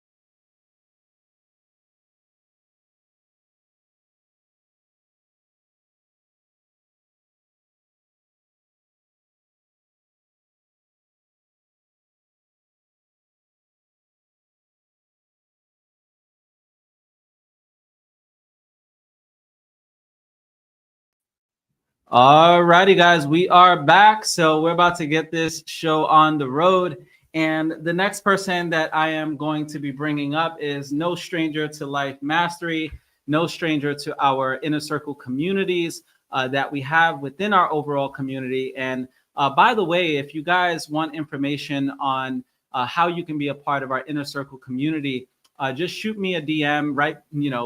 Send me whatever question you have, or just DM me the word coach. I'll be more than happy to send you over information on that. And all in all, this next person is someone who's near and dear to my heart, someone that I not only get to do business with, but I get to do life with. She's literally like an aunt to my three children. We're basically with her every single week. We not only do business and a lot of different stuff together, coaching, consulting, all kinds of things like that within the community, a lot of speaking events, all of that. But we go to church with Pamela. We travel around the world with her. We've done so many incredible things. We've been doing life together for a lot of years now. And, when it comes to branding, when it comes to PR, like she is the go-to person. She's actually the person who also got me on television to speak at the NBC network that I speak at, and so many other things. She does a lot of my personal PR work. So she is known as Pam D Plug, and you guys can find her all over the internet. Just Google her, look her up. She's pretty well known and just wrapped up an amazing experience in Puerto Rico, by the way. She had a mega influencer out there who she flew out to come and pour into, hundreds of people for a comedy show out in Puerto Rico. And she also hosted an entire trip for a group in the El Conquistador Resort in Puerto Rico. So she is out there as I'm speaking to you guys right now, and I'm super excited that we got to steal some of her time on her vacation to be here with you all. So without further ado, give it up for the woman herself, the legend, Pam the Plug. Pam, how's it going? Can you hear me? Can you see me? Let me know if you're able to come back on. Okay, I think we have you on hello. here. How are you? Good. I can hear you. I just can't see you. So you may have I to. can see you. Can you hear me and see me? I can hear you. It's not showing your There she is. Perfect. Okay. Perfect. Great morning. Perfect. Great morning. Great morning. Thank you And I so can. much for having me on. I really appreciate it. Oh my goodness, Chris, I've heard you speak on AI, but this was incredible. Guys, I do apologize. I am live from Puerto Rico. So if you hear some salsa in the background, comes with the territory. But thank you, Josh, so much for having me on. Even just hearing the recap of yesterday was absolutely incredible. I can't wait to watch the recording so that I can see all of the greatness. But yeah, I'm going to be sharing some slides with you guys. I know some of you are probably like, who are you? Why are you here? Josh kind of said a little bit about me, but for those that do not know me, my name is Pamela Pacheco. I'm also known as Pam the Plug, like Josh said, and more than the person that allows you to be connected to everything that is world class when it comes to branding, when it comes to strategy, business, travel, lifestyle, the person that allows you to unplug and stay connected to your purpose, stay connected to your best and blessed life. So I'm excited to talk to you guys about a subject that's near and dear to my heart. A lot of people see me on TV, or they see me hosting events, or they see me speaking on stages, and whether I am serving looks or serving my community, my brand always comes first. And my brand has been what has been instrumental into catapulting me into so many amazing spaces. It has opened opportunities and doors that I wouldn't even have imagined. And so I want to kind of share with you guys the insight a little bit about that. We're very, very limited on time today, but I definitely want to go ahead and let me see here. I should be able to, let's see. Can you guys see this? Can you see my slides, Josh? All right, here we go. So when we talk about building the brand, then the business. Josh, can you see my slides okay? If you can just give me a thumbs up. Okay, perfect. So when we talk about building your brand, then your business, why is it essential? Well, first of all, it's important for us to always realize that our brand always comes first. And I want to check in with you guys. Are you building a brand, or are you becoming the brand? It's your voice, it's your values, it's your visibility. And if you don't feel worthy of being seen, you'll build something that hides you. And sometimes people ask me, I don't know if you're spiritual. I don't know if you like to have fun. I don't know if you're professional. I don't know if you're a little, urban. I'm like, it's all of those things. I am all of those things, because I do not hide what it is that I want people to see. And if you don't know what you stand for, you'll attract misalignment. So this is not just a business masterclass, it's a transformation of your brand. And my only one goal is for you guys to leave here better than how you entered and just learn some things. So we're going to clarify your, not only your identity when it comes to branding, your strategy. We're going to walk away with some tools that also position your story to become your superpower. So I absolutely, when I talk about, building your brand before the business, it's to shift from chasing business trends to owning your identity-led brand. And most people start with the wrong thing, right? They think it's about logos and websites and Canva colors and all of those things. Yes, they're absolutely important. But when we're talking about building your brand before your business, a business sells products, a brand creates connection. For example, when we think about Apple sells simplicity, Nike, it sells belief. What are you selling that people can feel? Because very much so in alignment with Josh and what he was asking you guys when it comes down to your life, these are two important questions that you must ask yourself. What do you want to be known for? And what do you want people's experience to be when they meet you on social media, when they encounter your digital blueprint? And it's important to know that your brand is your reputation when you're not in the room. I love that quote from one of my favorites, Mr. Jeff Bezos. Whether you like him or not, right? He is the GOAT when it comes to owning who you are and also your brand reputation preceding you. So the difference between branding and versus marketing is trust. Branding builds trust.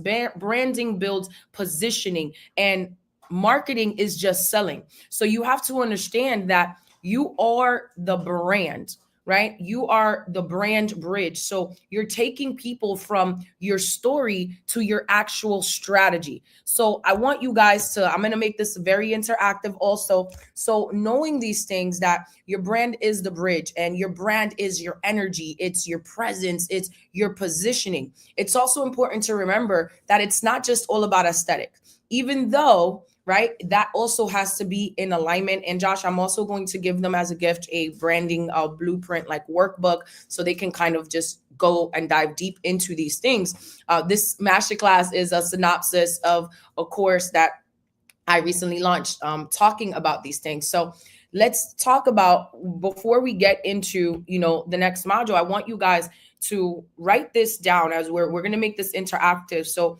I want to be known for blank. So I help blank become or do blank. So what does that look like for you? Well, I want to be known for impact, inspiration, and transformation. So I help people become not only healthy and happy, but wealthy. I want people to live their best life. I want people to dream big. I want people to believe sooner. So those are things that I know. So ask yourself what it is that I want to be known for, and what do I want people's experience to be? So as you're writing this, start with, I want to be known for blank. So I help blank become or do blank. And these are things that are important because, as Josh was saying earlier, at times, certain things, there's going to be certain seasons where certain things are more important. Who knows, right? I may, meet the love of my life in Puerto Rico as I'm leaving here. And he might, I might pop up with a ring and have a family. And in the next 3 months, 6 months, and 9 months, my brand will completely shift and I will be the mom, right? I will be the wife. But I also will still be impacting people's lives. I also want to contribute to transforming people's lives. So I understand that you have to also give yourself grace, because certain things you're going to be known for, certain things. 12 years ago, and in fact, really, yes, 12 years, almost a dozen years ago, I left corporate America, to be exact, a decade ago, but I took entrepreneurship serious 12 years ago. And when I made that decision, I knew that my brand was going to shift, because everybody knew me as the commercial banker. Everybody knew me as the person that was not only going to be in corporate, but everybody just knew me as a commercial banker, as a businesswoman. That was what people knew me as. And as I transitioned out of corporate America into entrepreneurship, there were different seasons in my life that my brand was about one thing. There was a season in my life that my brand was only about travel and lifestyle. Well, I have an MBA in international business and finance. And what COVID did for me was that it allowed me to not only transition in business and pivot in life, but it allowed me to own my story and convert my story into my superpower, right? So when we talk about the brand is you, the purpose of this is for you to anchor the brand in personality, in your values, in your energetic presence. You are your brand's most valuable asset. It's interesting. I just read something recently that was like, how do you know if you are a high vibrational person? How do you know it's you? If, like Josh was talking about earlier, you're a vibrational match. Well, you immediately shift the room when you enter. Kids smile at you. Random strangers just want to tell you their life story. But you got to know who you are in your brand. And your brand, it's your most valuable asset because your energy sets the tone for how people feel about your mission. And what I want to talk about here is how you're going to be able to embody your voice and own your archetype. So when we talk about, the brand is you and all of these things, yes, having your brand identity, because you have to know that it's built from your story, it's built from your values, it's built from your visions. What are people, when you're clarifying, who are you? What do you stand for? What transformation do you provide? And it's also knowing that you're not competing because you create category ownership. You're owning who you are and defining your brand in 3 words. So for example, this is one for me. I am unfiltered. I'm empowering. I'm spiritual, right? But I love to have fun also. So you can add 3 words that you're like, okay, well, these 3 words, define me. What are those 3 words for you right now? I'm going to give you 2 seconds or so to think about that.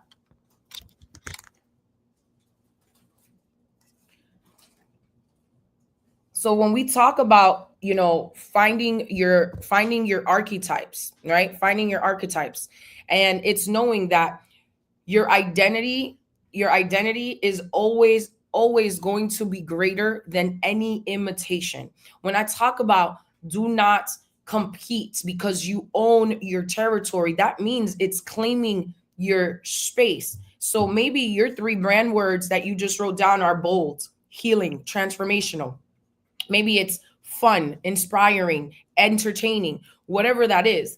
And when we talk about finding your archetype, it's understanding that each archetype is different. So if you are the hero, the brand essence of the hero is I overcome to inspires others to be.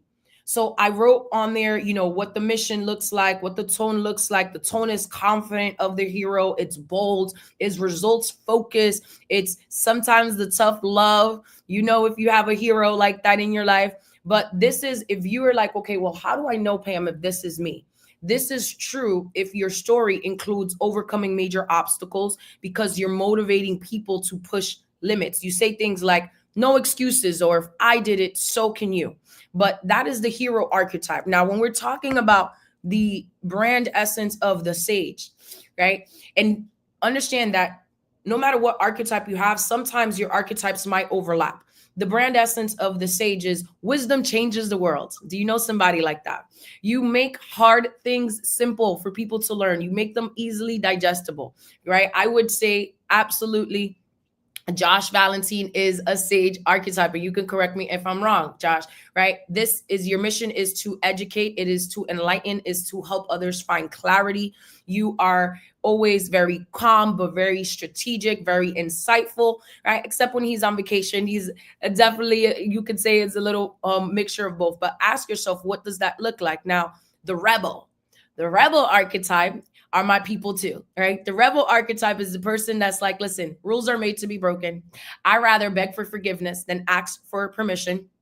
right? You are the person you're on a mission to disrupt. You're on a mission to challenge norms. You're on a mission to liberate others. And you are also bold. You're unapologetic. That is pretty much the tone of that. And this is true if you're the person that stands against basic systems or the status quo. And you're like, you know what? No, I was born to break the rules, or I was born to challenge people more than so breaking the rules, right? Because that's not always a great thing to do.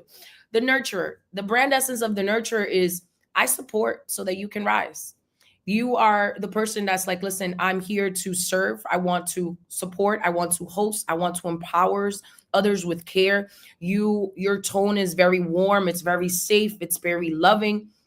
And if you're asking yourself, okay, well, what exactly, give me some examples of what that looks like, right? Give me some examples of what that looks like for if it's, in building my brand, or what are some examples that you see in corporate America of what that looks like, right? So if I'm telling you, if you're a hero, well, hero examples are Nike, right? Just do it. You have David Goggins, one of my favorite. You have Eric Thomas, E.T. the hip hop preacher, if you guys don't know who that is. You have J-Lo, one of my favorites, right? Her story, her grind, her performance, her, that's just how she is. The sage. Some examples of the sage. I gave you an example of Josh, but Brene Brown, one of my favorites. You got Jay Shetty. You have someone like a Mel Robbins, a Deepak Chopra, like Jay Shetty. So many different things. So the rebel. Some brands that are my favorite rebels, Rihanna, right? From Fenty, Cardi B, also Gary V. You have brands that recently, like Liquid Death or Glacier. So these are people that are understanding that you're using these brands, your archetype, to send a message. If you're asking, okay, well, give me some examples of the nurturer, Tabitha Brown. You have an Oprah, also one of my favorite apps, the Calm app, right? So these are things that it's important for you to know, because as you're sending your message, you're also very aware of what it is that looks like. And if you guys are getting value from this, please type a V in the chat for me. All right, awesome. So moving on to the next section. Visibility is authority. Visibility is authority. A lot of people are like, well, Pam, you've gotten booked here, you get booked here. People are in your DMs about this and that. And it's because people can see me. If people cannot see you, you will not be able to monetize. You can't monetize what people do not see. So when people see me and they ask for something, they've probably seen me on CBS. They've probably seen me on NBC. They've probably seen me on ABC. They've probably seen me on Amazon ads, on Express ads, on the Tampa Voyager, and so forth and so on. And I can keep going. However, it's important for you to understand that when you have to position yourself as the go-to voice in your niche. Because the reality is that you cannot lead a movement if no one can find you. People got to know that you exist. People got to know the value that it is that you're bringing into their lives by what it is that you are offering, by what it is that you are teaching them, by what it is, the value that you're adding them. So if you know that obscurity is the enemy of authority, then what does that mean? Well, visibility is what's going to build trust, because it's not necessarily about going viral, but being consistently findable, understanding that your presence builds that positioning, understanding also that, a lot of people are like, well, I want to post on TikTok. I want to post on Facebook. I want to post on Snapchat. I want to post on, Threads. I want to post on YouTube. I want to post on all of these things. That is amazing. Do all of that. Yes. However, start with choosing one core platform. Start with choosing one core platform and then repurpose with intention. So what does repurposing with intention look like? If you add, and I want to see you guys write it in the chat.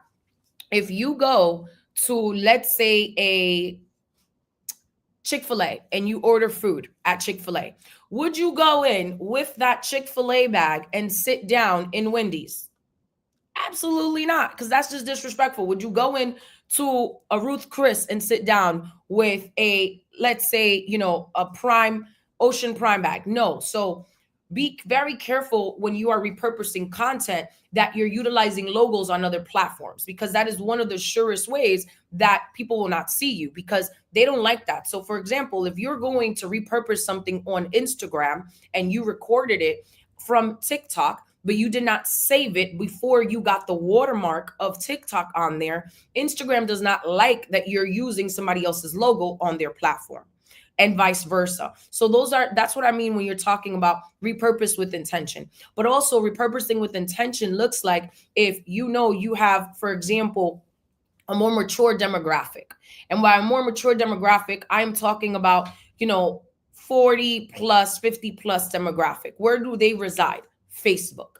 So if that is the demographic that you are targeting, because that is your target audience, that is the community that you want to build, the community that you want to inspect, the community that you want to add value to, that is where you're going to repurpose with intention.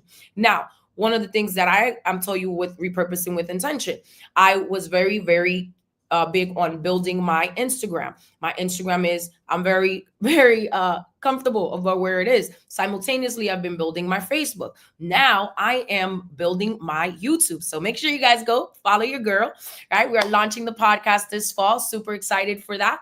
But these are things that when you're repurposing with intention that you must think about. Also, here's another thing. Be seen being valuable. What does that mean? Be seen being valuable. Don't create just to post. Create to connect. The world doesn't need, and we'll talk about this in a little bit later, but the world doesn't need more content. It needs more connection. It needs more authenticity. And why do I say that is because, yes, proximity equals profit, but people pay who they perceive as present. So why you see people like a Josh, like a Kia, like myself, so many others like Chris being, asked or requested by brands, by people, by other podcasts is because people are seeing them. They're putting out content. They're adding value across all of these platforms. So it's important that you understand that visibility isn't vanity, it's strategy. So when you are asking yourself, how am I building what my visibility ecosystem looks like? Again, asking yourself, where does my audience hang out at?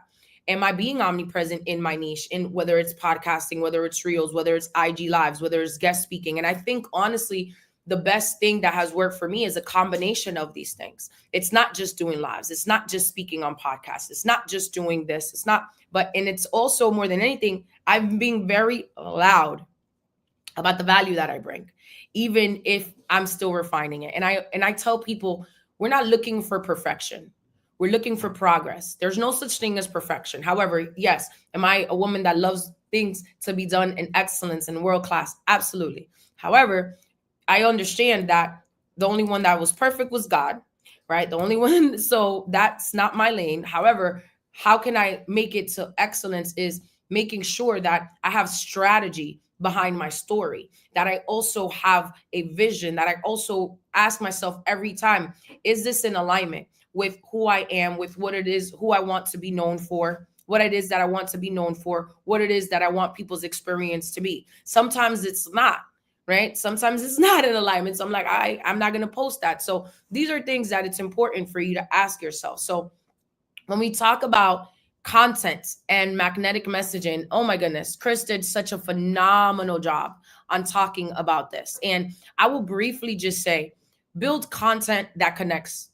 Build content that connects with people. You want to understand that when you build content that connects, it's everything. Why? Because you got to ask yourself, what are my content pillars? Am I educating people? Am I empowering people? Am I entertaining people? When you build content that connects with people, you earn, period. You earn because people come to you for what it is that you're adding value for. So if you're asking yourself, well, I don't know if I want to educate people. Do you like to teach through your content? Ask yourself, you're like, well, Pam, I don't even know what it is that I'm good at when it comes to whether it's education, whether it comes to empowering, whether it comes to entertainment. I don't know if I need to be posting of a picture, if I need to do a video, or if I need to write. If I woke you up at 2:00 in the morning, what would you be able to do without having to think about it? Is it writing? Is it a video? Is it a picture? Whatever it is that looks like for you, own that. And it's okay if it changes in certain times, right? Like Chris was talking about, one of the biggest trends right now is carousel. Whether you can entertain through carousels, you can educate through carousels, you can empower through carousels, right? Because people just want to also swipe. Sometimes people can't listen to the audio of what it is that you're saying. So these are things to understand, that more than anything, your content is a trust building tool. When people just post, I tell my clients all the time, if you're posting to perform, you lost. You got to post to position yourself. Yes, do we want to go viral? Absolutely. But you also want to have a story and a strategy in place. And when you're asking yourself, okay, why is that important? Well, that is what's going to convert to sales. Foundational content is your why, it's your stories, it's your values. The relational content is the behind the scenes, the vulnerability, the culture, right? If you see, I people every day, I post on my stories. It's interesting because every morning, whether I'm taking them on the behind the scenes of how I start my day, I always put like a Bible verse. If I've been on vacation and my Wi-Fi has not been the best, and Instagram didn't post like my Bible verse for the day, the amount of people that message me and they're like, hey, I know you're on vacation and you're having a great time, but I was really looking forward to this, because they're expecting it. And I can't blame them, because they are getting value from it. It's as if when I go to Jay Ivory's page every morning for affirmations, if I don't see her posting affirmations, I'm like, is she okay? Is something going on? Because I'm so used to getting value from it, and it's become part of my morning routine. So people love what it is that you are providing, because the content is relational. And I always put a lot of behind the scenes, whether it's you just showing people what that looks like. And here's some conversion content. And you're like, okay, well, does that mean content that converts, that gets you paid? Testimonials, having testimonials of people that have worked with you, having stories being shared, having call to actions. That's what CCAs stands for. Having product breakdowns. Whether you are providing a service or a product, these are things that are going to convert into sales, into profits for you. But there has to be a purpose behind the profit so that the profit can follow. Does that make sense? So hope it does. Now let's talk about, and before we actually move into this, as we're moving into this, I want to help you guys with this. So this is another prompt for you guys. Josh was talking about journaling. So note takers are history makers. So if you're, again, being present, you're doing this. So I want you to write this down. I help the who, right? I help who go from blank. The blank is the struggle. So I help who go from struggle to result using method. So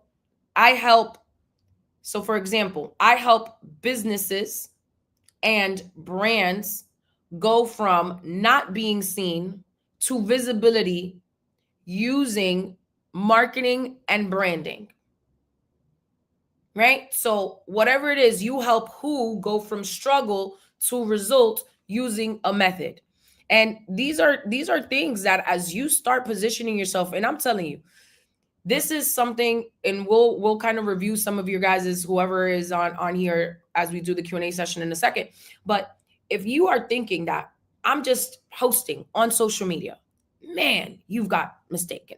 Yes. Do I put a lot of thought and strategy? Yes. Why? Because I know what I'm here to do. I know what it is that I want to be known for. I know what it is that I want people's experience to be. So again, write this down. I help who go from whatever struggle to the result using blank method. Now, as we go and into the next module of social media strategy and monetization, it's about building a strategy that is not only sustainable, but scalable, right? That is scalable. So if you're like, okay, well, what does that look like? Posting with purpose. And we kind of spoke a little bit about that, but batch creating takes so much time, right? It saves you so much time. So batch creating is you creating a whole bunch of content in a compressed time frame. And like that, you have it. Because guess what? Not every day do I feel creative, not every day. And you can always tell, and I'm telling on myself right now too, you can always tell when I don't batch create, because sometimes I'll be so busy that I'll go a week without posting, or I'll just have things going on. And people need to see you. And it's always remind me, of my coaches and my accountability partners are like, hey, you need to, I'm like, I know I didn't batch create. And I love batch creating because you can literally set up content for a month in advance. You don't have to worry about what it is that you are posting. And having this structure, it saves you energy. Again, and the clarity is what converts. Confused people, they do not buy. They do not buy. So picking whatever monetization model it is for you. But most creators, I'll tell you this, they burn out because they choose content without structure or income. And if you're like, well, how can I save time on this? I have a 1 hour content method. I have 15 minutes for planning. I have 10 minutes that I engage with the comments. And here's a bonus training tip for you guys. Do not engage with all of the comments all at the same time. You want to give yourself some room for that. You want to give yourself some leeway, because what you're doing is telling the algorithm that your content is still being engaged with, telling them that it is still on the forefront of people. So planning 15 minutes that you're planning it out, 10 minutes engaging, 10 minutes creating, and 10 minutes scheduling. And I would say use 15 minutes to reflect or test it out. Now, when we're talking about monetization, it's important to pick your monetization model. So I have a few different monetization models that have been working for me, from digital service streams to affiliate marketing to UGC collabs and service-based. So I'm a coach. I consult businesses, entrepreneurs, whether it's branding that they need help with, whether it's building a course, whether it's building a brand, whether it's monetization. I do a lot of PR work for my clients because, again, visibility is power, whether they want to get on TV, whether they want to get on different podcasts, etc. But what are some digital service streams? If you're asking yourself, well, digital is templates. These are going to be your ebooks. These are going to be your online classes. Chris was talking about the Canva templates, all of those things. So many people are monetizing with that. It's absolutely amazing, incredible in this day and age that we're living in. Service-based ones, right? My service ones are my coaching, are my VIP days, are different audits that I'm able to do, whether it be on your social media, on your entire digital brand. The affiliate ones, they're different tools, different products, different platforms. Josh was just telling you guys, I just was the host of a Puerto Rico trip here in El Conquistador, and where we had over 70 people on this trip. It was absolutely incredible. Well, I am an affiliate of the Fastest Travel and Lifestyle Club. I'm a co-founder of it. So that is one of my affiliates. I'm also an affiliate with different brands like Amazon, like Express, I have an LTK store. Why? Because whether I know part of my brand, I've owned it. I love to look fly. That's who I am. Like, I love to excellence. Like, I dress how I want to be addressed. So that has been a huge part of my brand. So people are always asking, where'd you get that from? Where'd you get this from? And I was like, you know what? If I'm going to look good, and I know I'm going to always look good, because when you look good, you feel good. And when you feel good, you do good. I might as well monetize from this too.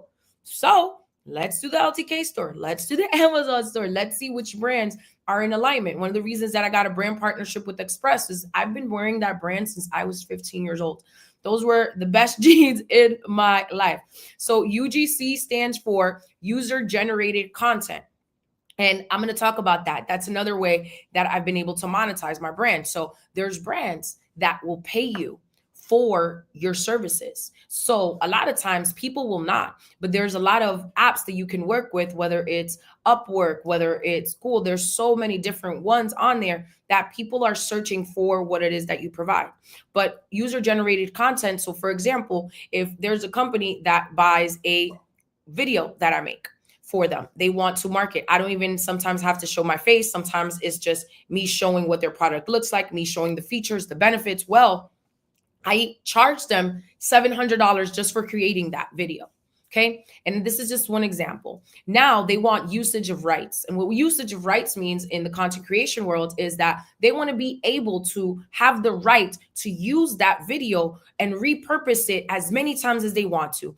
And because they have usage of rights, they can take that video and create another video with it and using artificial intelligence, like Chris was talking to you guys about earlier, to make it say whatever it is that they want as well. So when that happens as well, it's powerful because now, okay, well, if you want usage of rights, now I'm going to charge you an extra $1,000 because sometimes people even are charging extra $5,000 depending on what it is that they are creating. So user generated content has been a great monetization model for a lot of influencers because they're able to get paid for the content long term. And giving people usage of rights is basically giving them ownership over this content.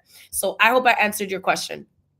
All right. Awesome. So now offering alignment. So here's how, before we move into this next one, here's what I will say about monetization. Pick one income path and master it. Don't chase them all.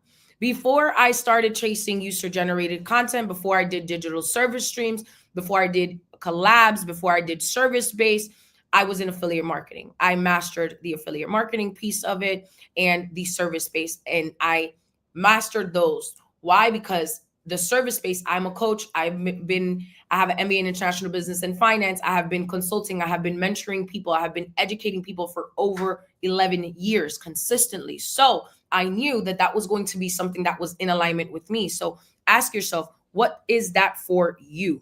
Again, picking one income path and master it. Do not chase them all.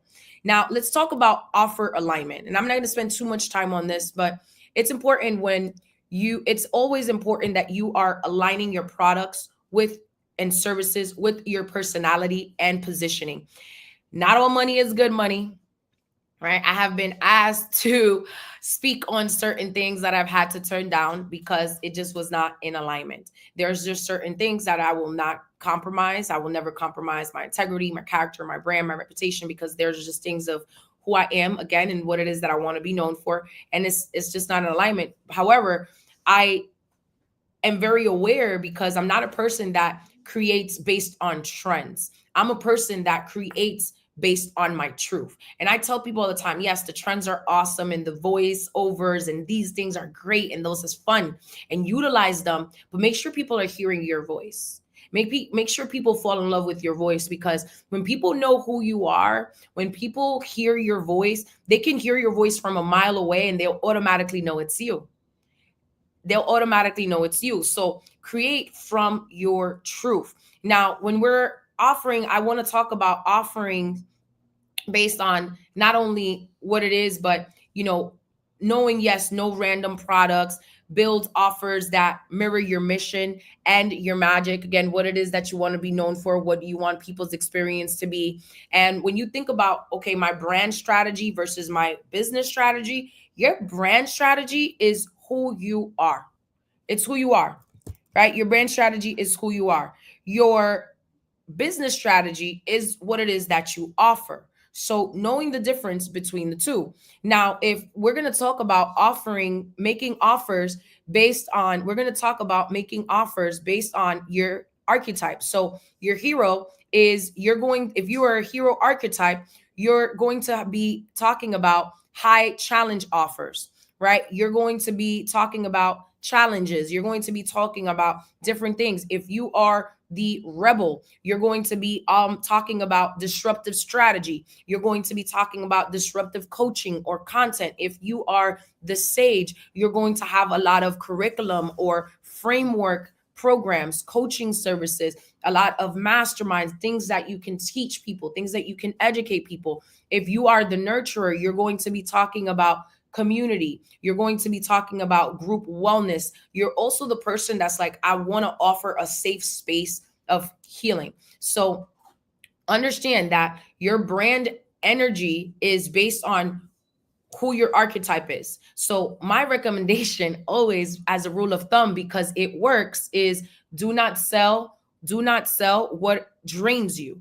Sell what it is, offer what it is that adds value to your life, but that adds joy, that keeps you in peace, that keeps you in alignment with who you are, that keeps you in alignment with your North Star, that keeps you in alignment with who it is that you want, what it is that you want to be known for, and what you always want people's experience to be. So I would ask yourself, think of what is one offer that reflects your brand's mission and your archetype. Are your offers aligned with your voice or what's just trending on TikTok? So let's talk about the CEO shift. Let's talk about, when you talk about from evolving from a content hustler to truly a brand leader, it's very, very different because you understand that you are the talent and you are the visionary. However, leadership requires structure, it requires systems, and it requires support. Leaders lead. And I'll tell you, I am so blessed because the people around me are incredible, thank God. But I've also been able to understand that sometimes you got to delegate. And I've been very good at starting to delegate my distractions, right? And one thing that I will tell you is map out your brand vision for the next 5 years. What do you want your brand vision to look like? When I say delegate my distraction, I also delegate the things that sometimes drain me. And I've noticed one of the things that why I've had somebody to, I've found in business, and as much as you probably won't believe this, I've found in business sometimes having to follow up about money has been very uncomfortable for me because it's not. I am a closer, yes. However, I also am just a sweetheart and I take everybody's excuses and and I'm also an empath, and whatever they're going through, I'm like, oh, they're understanding. So now it's like, okay, I got to put somebody in between me and the money. So now it's like, yeah, you got to talk to my assistant.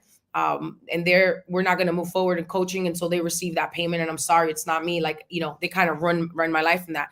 And it's noticing that I've been able to delegate certain things because it drains me. I don't like having to ask people for anything, especially because I'm the person that's always going to go get it. But because I've delegated some of the things that drain me, I've also now set up systems in place and have a structure where I'm having less and less of those conversations because now there's no leeway for that. There's no room for that. So mapping out your 5-year brand vision is absolutely important for you in every aspect when it comes to your brand and when it comes to you building it and owning the brand and not just building it. So, and I also want you to just imagine your brand as a company with impact, not just only as a one-person hustle. I was the person that thought I could do it all. And I'm going to talk to you guys, but I am so grateful because I understand that if you just want something to be a moment, you can do it by yourself. But if you want something to be a movement, you have to do it with great people around you. And when you talk about how can you turn your audience into your tribe, it's building a brand that becomes a movement. Customers buy, tribes believe. The tribes believe. It's so funny because there's people that show up to every single event that I do. And whether they're showing up to every event that I do, and if they can't show up to every event that I do, they make sure they ask, can they invite someone because they're not able to make it? Why? Because they know it's going to be valuable. They know that it's going to be transformational. We don't just do events. We make experiences of transformation, of impact. So when we're asking, your tribes, people love the mastermind and vibes, right? That's been one of the tribes. We also have the sorry guys, I don't know what my slides are doing here. We also have the peak performance clubs and all of these things. Community is the new currency, and the more loyalty that you have, it means that you're going to have more and more reach. So many people that come to our events, they know, yes, they're going to get transformation, they're going to get impact, they're going to network, they're going to make valuable connections, they're going to build relationships and collaborations and all of these things. But they also know that it's going to be just great people. It's always going to be just great human beings, solid human beings. So they're going to make sure they invite somebody. They're going to make sure they bring somebody, even if they can come. And your tribe is made of your culture, of your rituals, of your language. And one of the ways that you build that tribe, it is by naming your tribe, right? When you are talking about creating a movement and not just a moment, your brand is bigger than just your feed. And when you name your tribe, when you nurture it, when you normalize it, people take ownership. This is theirs. Like for example, our creators conference that we have coming up in the fall, this is not just something that is of, yes, Josh and I co-founded this, but the team, this is a movement. People are partaking, they're putting their time, their sacrifices, their energy. Why? Because they took ownership in them. They know that this is ours. And that is one of the greatest things, because we ritualize connection. And we ritualize connection via these masterminds that we do, via our breakfast club calls every single week. We've been nurturing community for over a decade, but it is one of those things that I also ask you to ask yourself: how will you deepen your connection with your audience this week? And it's important that you ask yourself that, because when you talk about building for longevity, building for legacy, building for impact, building for transformation, whether you're educating, whether you're entertaining, whether you're empowering, it's long term. You're playing for the long game. So understanding that when the algorithm is quiet, community always keeps you visible. When the algorithm is quiet, community always keeps you visible. And that is one of those things that is absolutely important. And when you talk about the human advantage, right? We stand out by leading with heart, not automation. AI can help you, but it can't be you. And what AI can't replicate is your energy, your experience, your empathy. Remember, that is important to be the soul behind your content. People connect with your transformation, not your perfection. So just do it, right? Just make sure you're doing it. So this really quick bonus section, and I'm kind of just going to go through these. And I know Chris just did such an amazing job about talking about AI and utilizing it to leverage. These are just some kind of prompts using AI as a tool to accelerate, not replace your creativity. So when you're talking about, drafting outlines and things like that, and I'm not going to go through all of these prompts, but here are a few brand clarity prompts that you can use to clarify your brand, your voice, your identity, and position. So help me define a personal brand based on these three traits, right? Or based on these traits. Say that a little fast. Let me see how y'all do. Insert 3 words or values that align with that.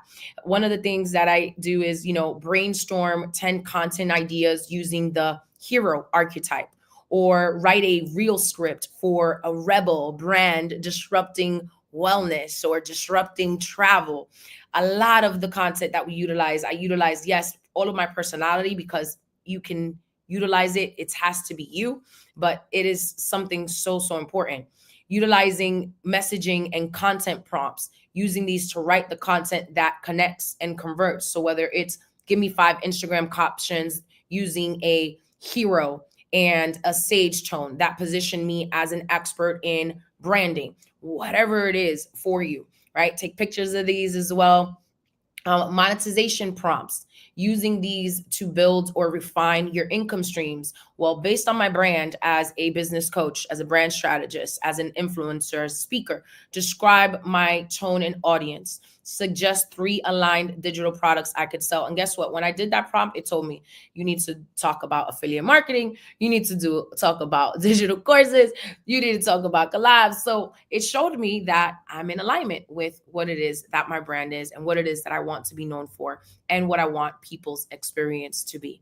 If you're launching something, whether you want to launch a new product, we want to launch a new service, there's launch and visibility prompts that you can utilize. And you want to use these when you're ready to go live or build a buzz. So creating a 5-day launch content plan for my course about branding and business, and including an Instagram and an email copy. So now I got my whole newsletters being written. I got all of these things. but it's utilizing all of my personality. It's utilizing all of my experience. It's utilizing my entire story and my brand. Automation and efficiency prompts, whether you want to summarize this 30-minute video into 5 key points with hooks or reels. Like Chris was saying, yes, the hook is the most important because you got 3 seconds. You got 3 seconds, at most 4 seconds to captivate your audience, right? And keep them engaged throughout. So these are things that help you, whether you are repurposing content and you want a caption, or you're saying, hey, what are 5 ways that I can use ChatGPT to save 10 hours a week as a content creator and as a coach? Because let's be real, we all want to save time. And as much as I can tell you, hey, you can break this down in an hour, whether you're utilizing it, it has to work for you. It has to work for you. So as I wrap this up, I am gifting you guys a complimentary coaching call, also 50% off of the course. The course is normally $1,500 for the course because it does include coaching and consulting with me. For our Life Mastery participants, you guys do get 50% off of that, so it's $750. But book a complimentary coaching call, whether it is to build your brand or build your business. I am here to serve you. Thank you, Josh, so much for having me on. Always a pleasure, honor, and privilege. Absolutely. Thank you so much for that, P. I really appreciate it. And if you guys don't mind, drop a comment if you got value. Let Pam know you got some good value out of her segment here today. And Pam, I actually had a few questions for you regarding Creators Conference. So as you guys all know, I mentioned it earlier, we have our amazing Creators Conference, and it's the 2nd annual one. And just really excited about it overall because it's when I tell you, it's very special. There's so much value, and I know we have some of our Creators Conference team who are on here right now for Life Mastery, and man, it's incredible in so many ways. So that Friday, it's more than likely going to be the very first week of October, the very first weekend, and we'll be having a Creators Award ceremony that Friday, and then that Saturday is the actual conference, and then Sunday we'll be hanging out. We'll more than likely be turning up pool, and it'll be great for networking and so much more. And we're really fired up for so many reasons. But all in all, we're just excited to connect with a lot of you guys. So Pam, if you don't mind sharing a little bit on why is the Creators Conference the event to be at this coming fall?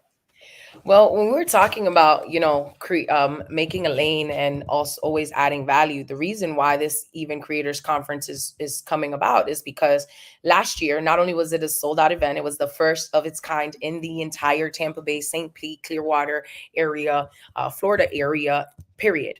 And more people are like, man, we got so much value from this.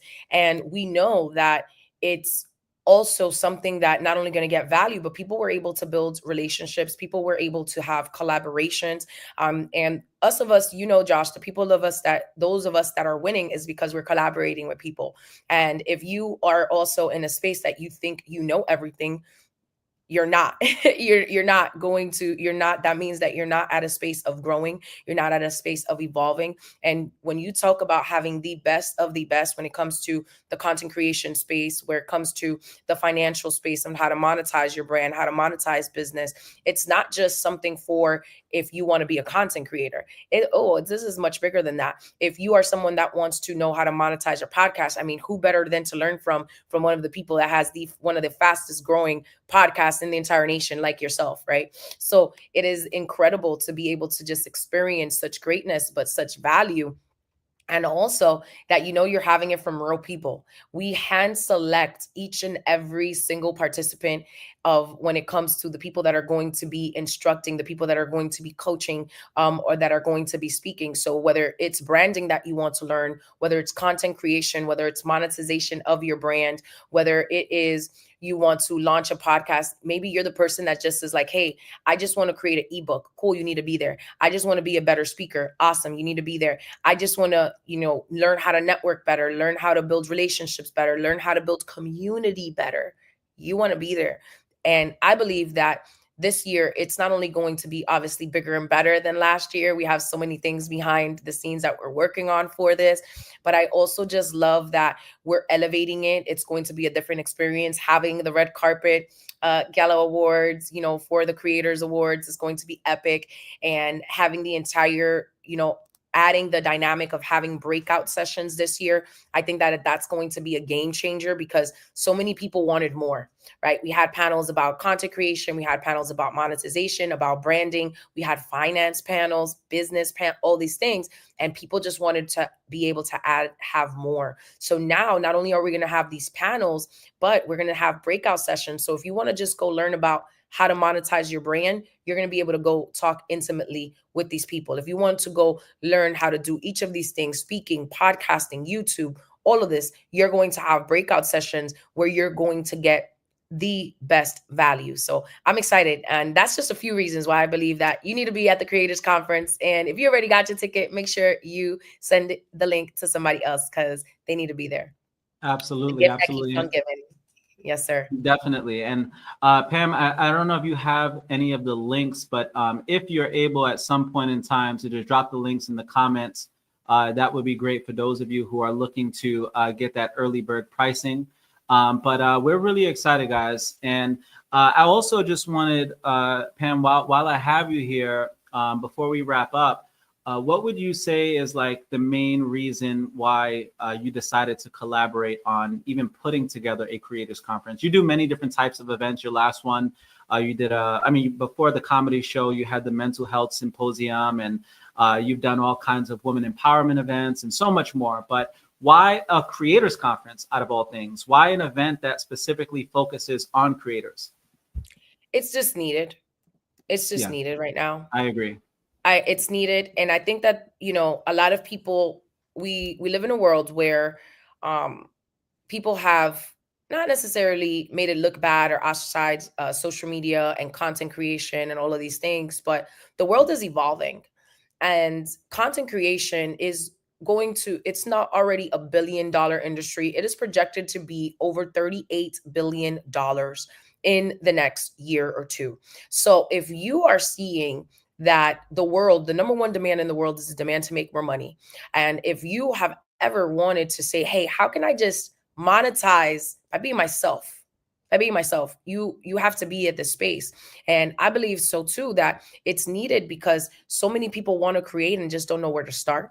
And I know, even when I was building my coaching practice, when I was building the different things, if I wouldn't have invested in masterminds, if I wouldn't have invested in coaching and life coaching from you, in brand coaching from my brand strategist coaching, if I wouldn't have invested in financial coaching from Kia, like different things, I wouldn't have been able to build my brand as where I'm at today. So we had an advantage because we have already had such a tribe of experts that we can go to, and that are credible, that have authority in their niche, that have the results. Because like you say all the time, you can always judge a tree by the fruit that it bears. But you know how many people don't have that access?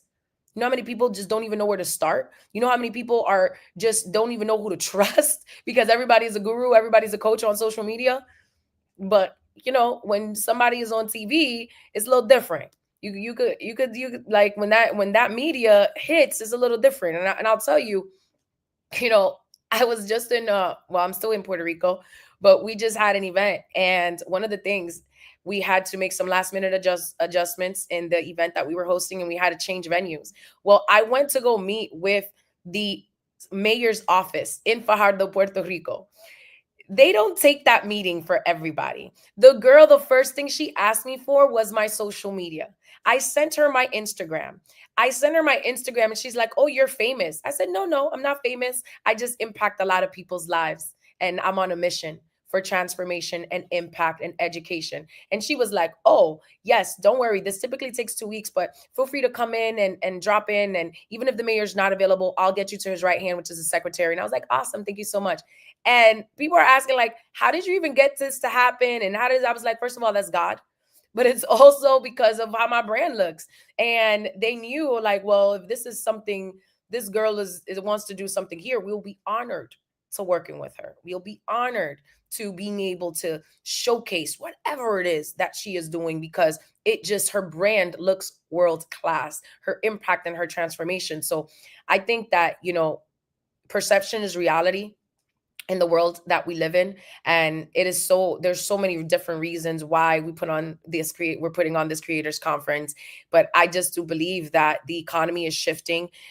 More and more people need to take control of their economy, of their personal economy, whether you have a job, whether you have a business, whether you have an entrepreneur, even as a family man or a woman. It is so important for you to know how to not only monetize your brand, but also knowing that the world of content creation, the world of the creator economy is rising, and you deserve to get a piece of it.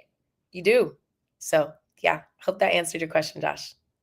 Absolutely, absolutely. So we just went live on Instagram, by the way. We were having some technical difficulties with Instagram, but while I have you on here, Pam, for those of you who are just now probably hearing about you for the very first time, even everybody tuning in from IG or wherever you're tuning in from, in terms of just the future of building a brand, like for those who are on and they're like looking to start a brand from scratch and they don't really know where to begin. And you're a phenomenal brand strategist, and you've helped a lot of people kickstart their brands and their businesses online. And we have our creators conference coming up, of course, and which we're really excited about.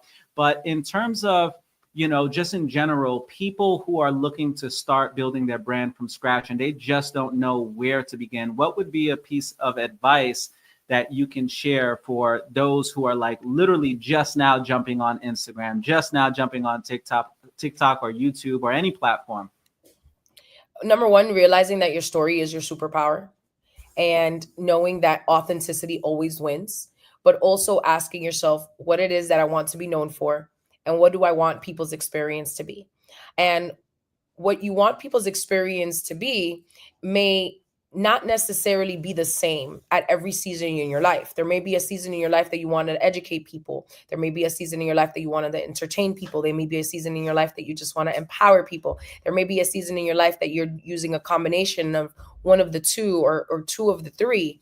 However, it's important for you to also realize that what do you want people's experience to be, and what do you want to be known for? Not only what you want to be known for right now, but what do you want your legacy to look like when you're no longer here? Because this digital world that we're living in, and the importance of also building your brand and starting is also knowing, okay, what is my North Star?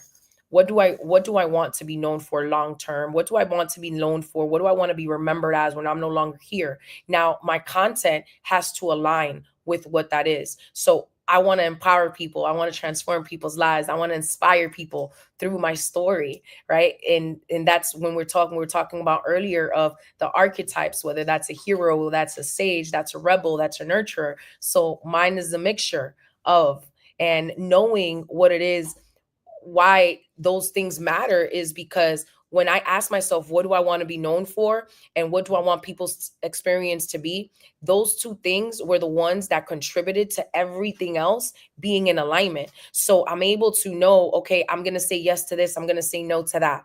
I'm able to know, okay, well, this makes sense because this is in alignment, but this isn't. So when you're starting to build your brand, know that it's not about perfection, but it's about authenticity. It's about being bold. It's about consistency. But people need to know who you are. They need to know what you stand for. They need to know what you believe. And also give yourself permission to, it doesn't have to look pretty. It's okay. Like, Absolutely. People want realness, especially when everybody is got filters and AI and all these things. Like, AI will never be able to replace authenticity and community and real people. Like that energy, they can't replace that. And it's owning your story and understanding that your story is your superpower. And some people may love it, some people may not, but that is okay. When you know who you are, what you want to be known for, what you want people's experience to be, make sure that everything else falls in alignment with that. And of course, hire me.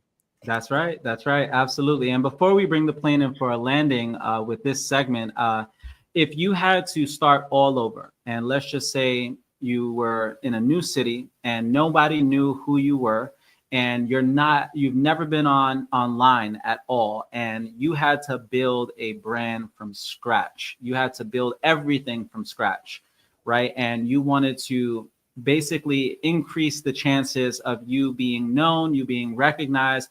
What would you do starting day one from scratch? What platforms would you go on? Would you be doing networking events? Would you start a Yeah, business? Like what yeah, type of yeah, business? Like what would be your approach with 0 followers, 0 subscribers? yeah. And here we are, day one.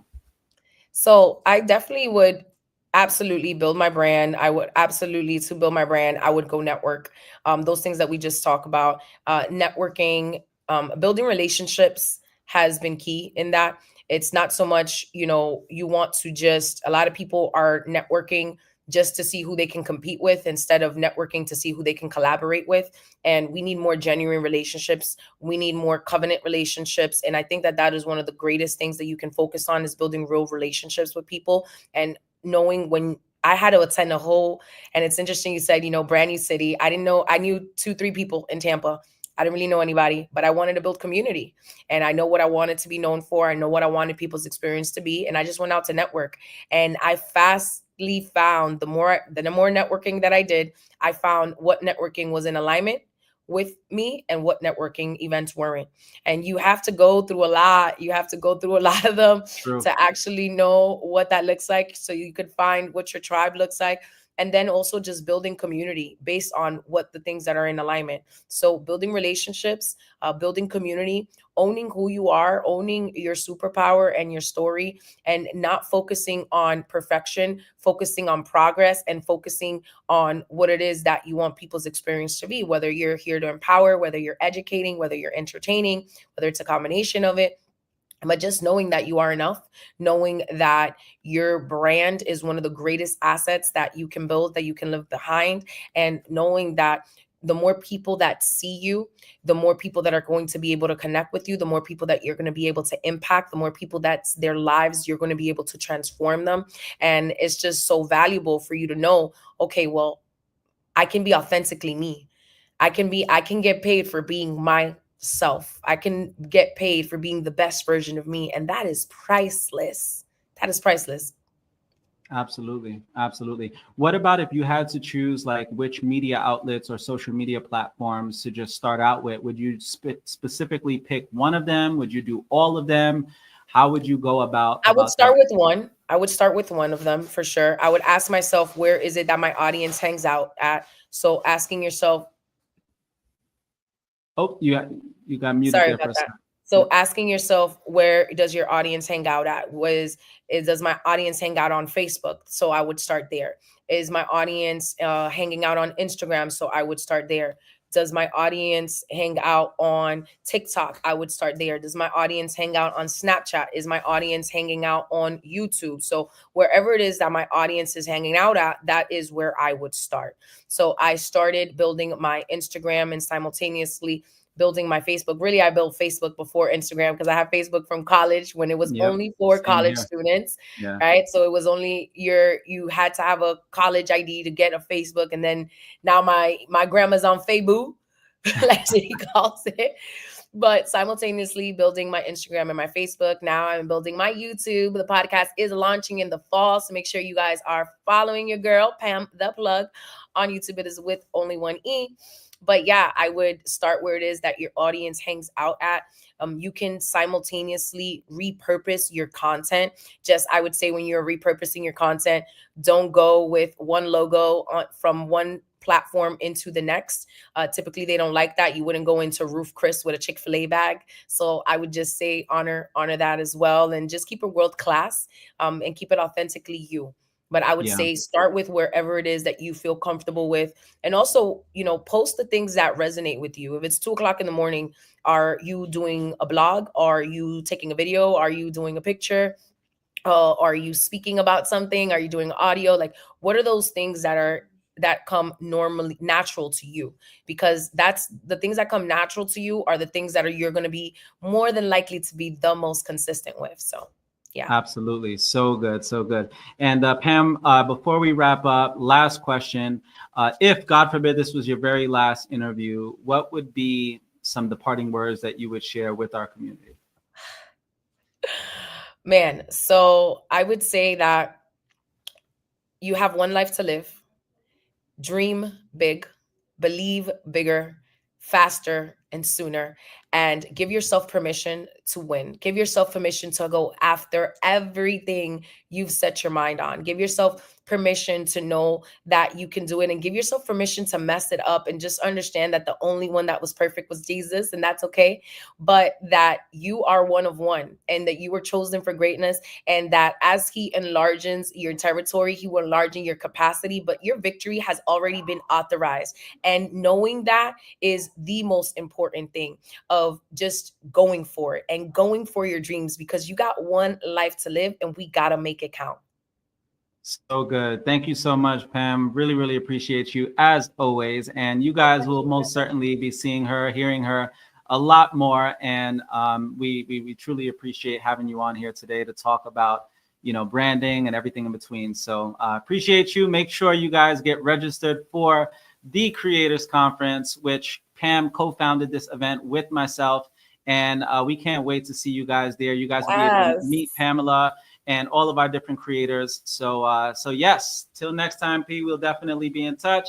And where can our audience find you? Where can they connect with you if they want to reach out to you for any of your specific services? Yes. You can go to my website, pamtheplug.com. You can book a call there. You can also follow me on IG at Pam the Plug with 2 E's, because I'm the one.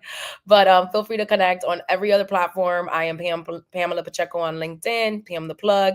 Feel free to connect if you have any questions, comments, concerns, or just want to reach out, say hi on pamtheplug.com. You can definitely find all of my social media outlets as well, whether from, community events to things that I'm speaking at, to how to book me for speaking or coaching or consulting or brand strategy. And yeah, that is where you can get connected with me. Thank you, Josh. Awesome. Thank you so much, Pamela. Appreciate you. My pleasure. Appreciate you, bro. All righty, guys. So there you have it. Pam the Plug herself, and another one of our amazing experts that we had here today for Life Mastery. And I am going to close us out for the very last segment. And man, Life Mastery halftime has always been my favorite Life Mastery webinar. And for those of you who are just now hopping on, I've been doing Life Mastery events for a very long time. I remember my very first Life Mastery event was actually in Miles Monroe. If you ever heard of Miles Monroe, Pastor Miles Monroe, I actually booked his venue, his church, for my very first Life Mastery event. It was almost 10 years ago. And to think that we've impacted thousands of lives over the years through our Life Mastery events. And I know a lot of you guys will be tuning to the recording of this, but it's been such a joy just bringing on different experts. We've had a lot of experts as well who jumped on Life Mastery, and my platform has been the very first platform that they even launched their careers as experts. And that's been also a blessing. So every 6 months, you can count on Life Mastery happening. We're usually having it at the very beginning of the year to kick off the New Year resolutions, or at the halfway point.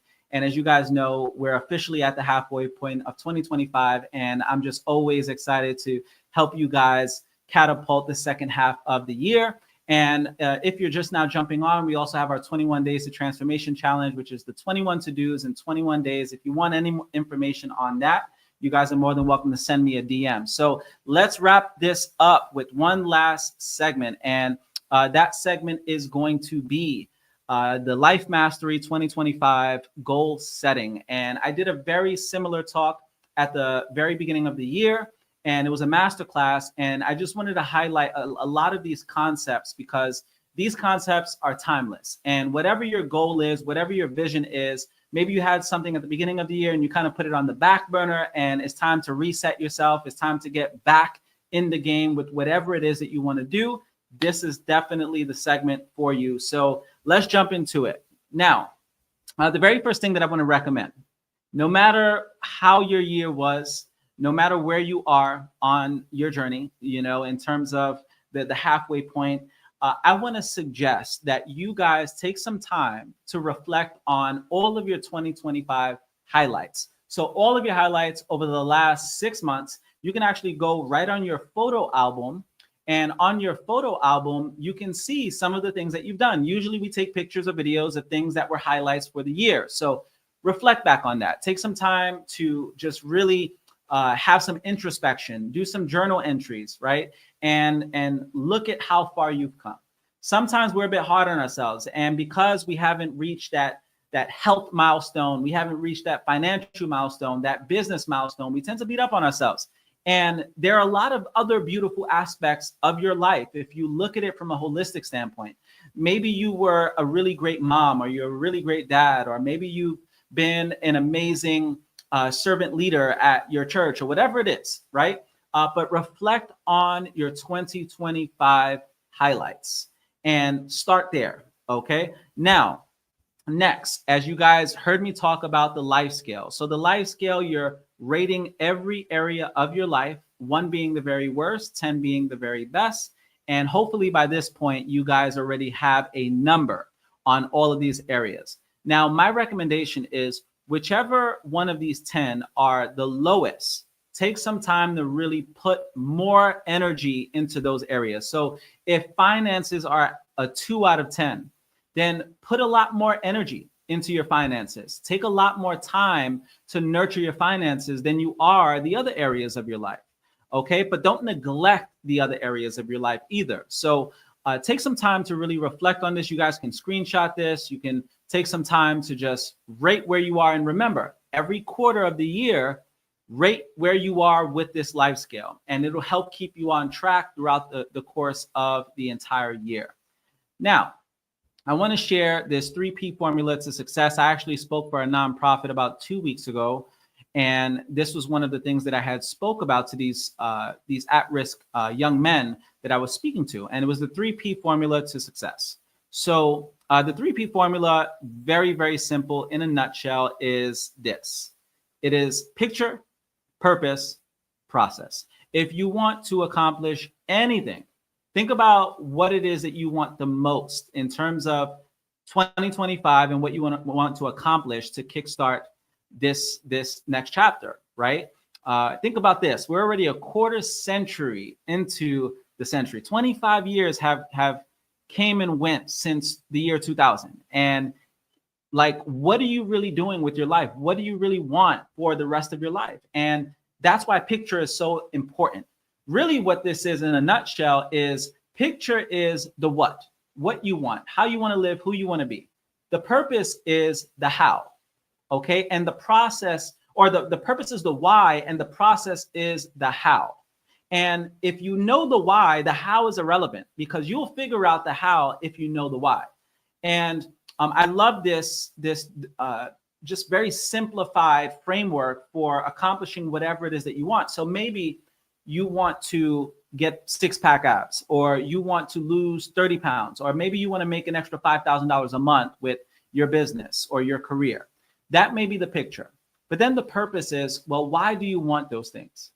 Maybe the reason why is because you may want to make more money because you're tired of riding the struggle bus. You're tired of these bills billing and not having enough money, having more month at the end, of the money. That may be a why. The feeling of just stress and overwhelm and anxiety. And I always say that why is a great acronym for what hurts you. What hurts you? What stirs you up emotionally?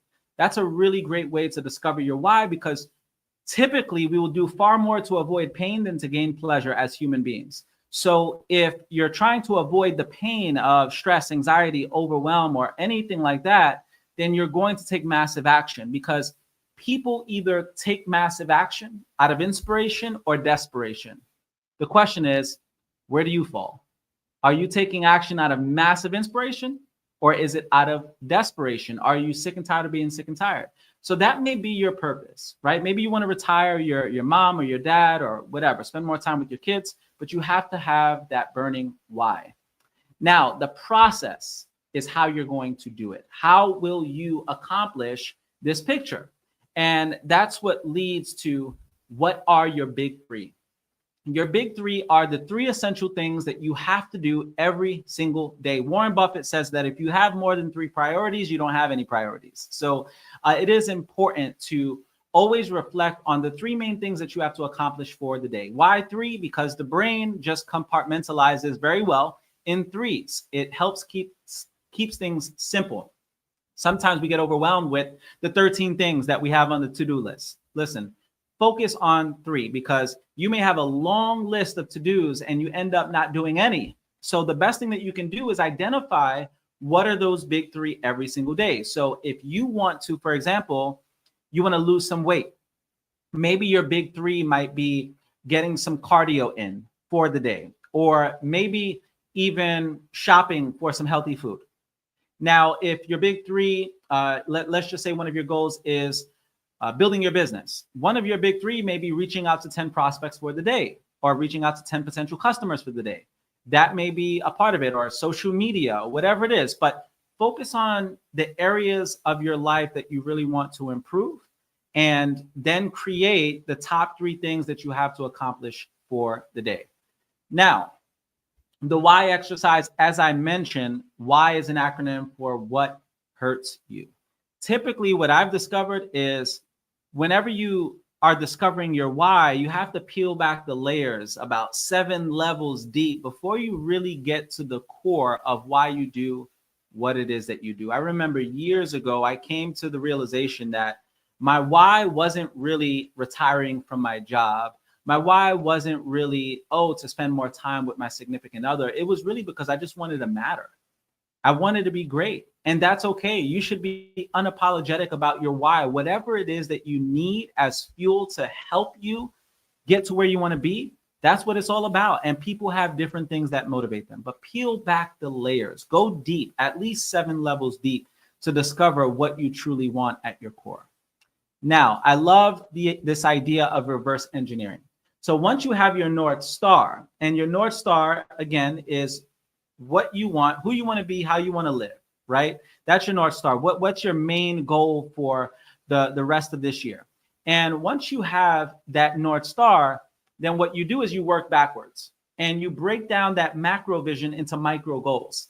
So if your North Star is going on that vacation, right? Maybe you want to go on a vacation at the end of the year, but you don't have any funds for that vacation.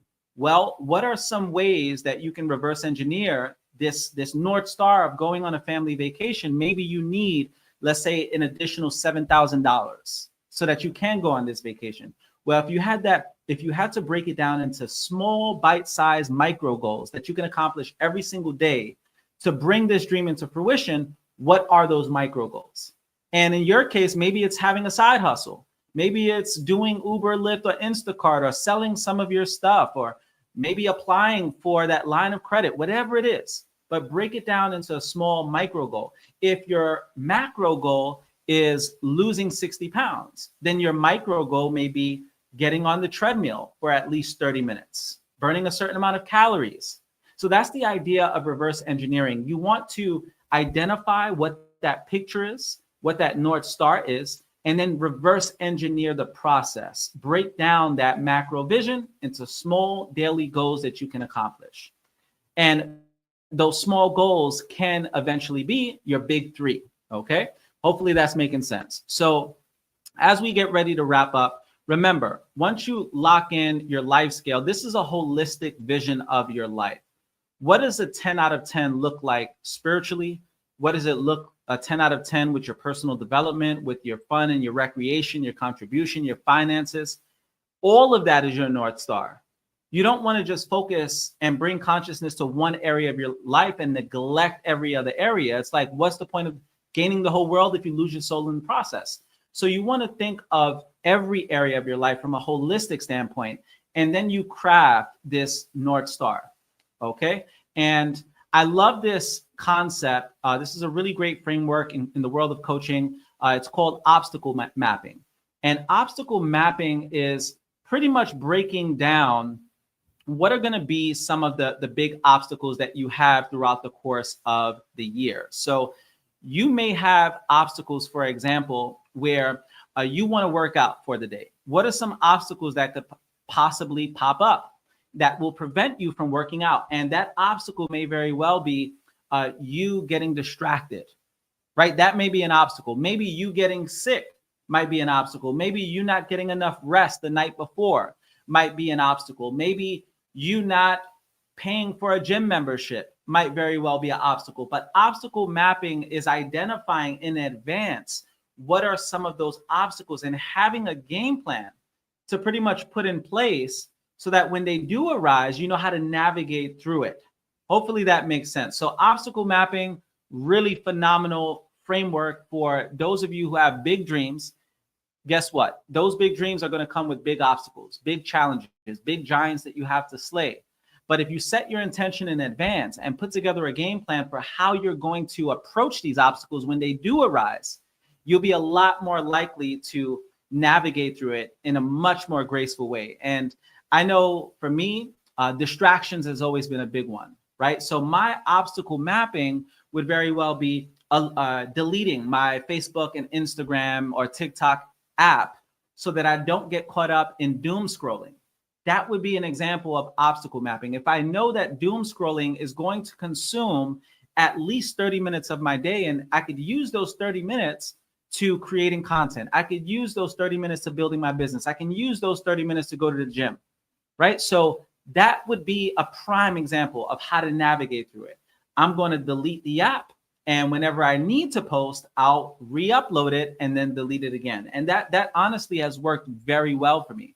And sometimes the biggest obstacle is not preparing or not putting it on my calendar.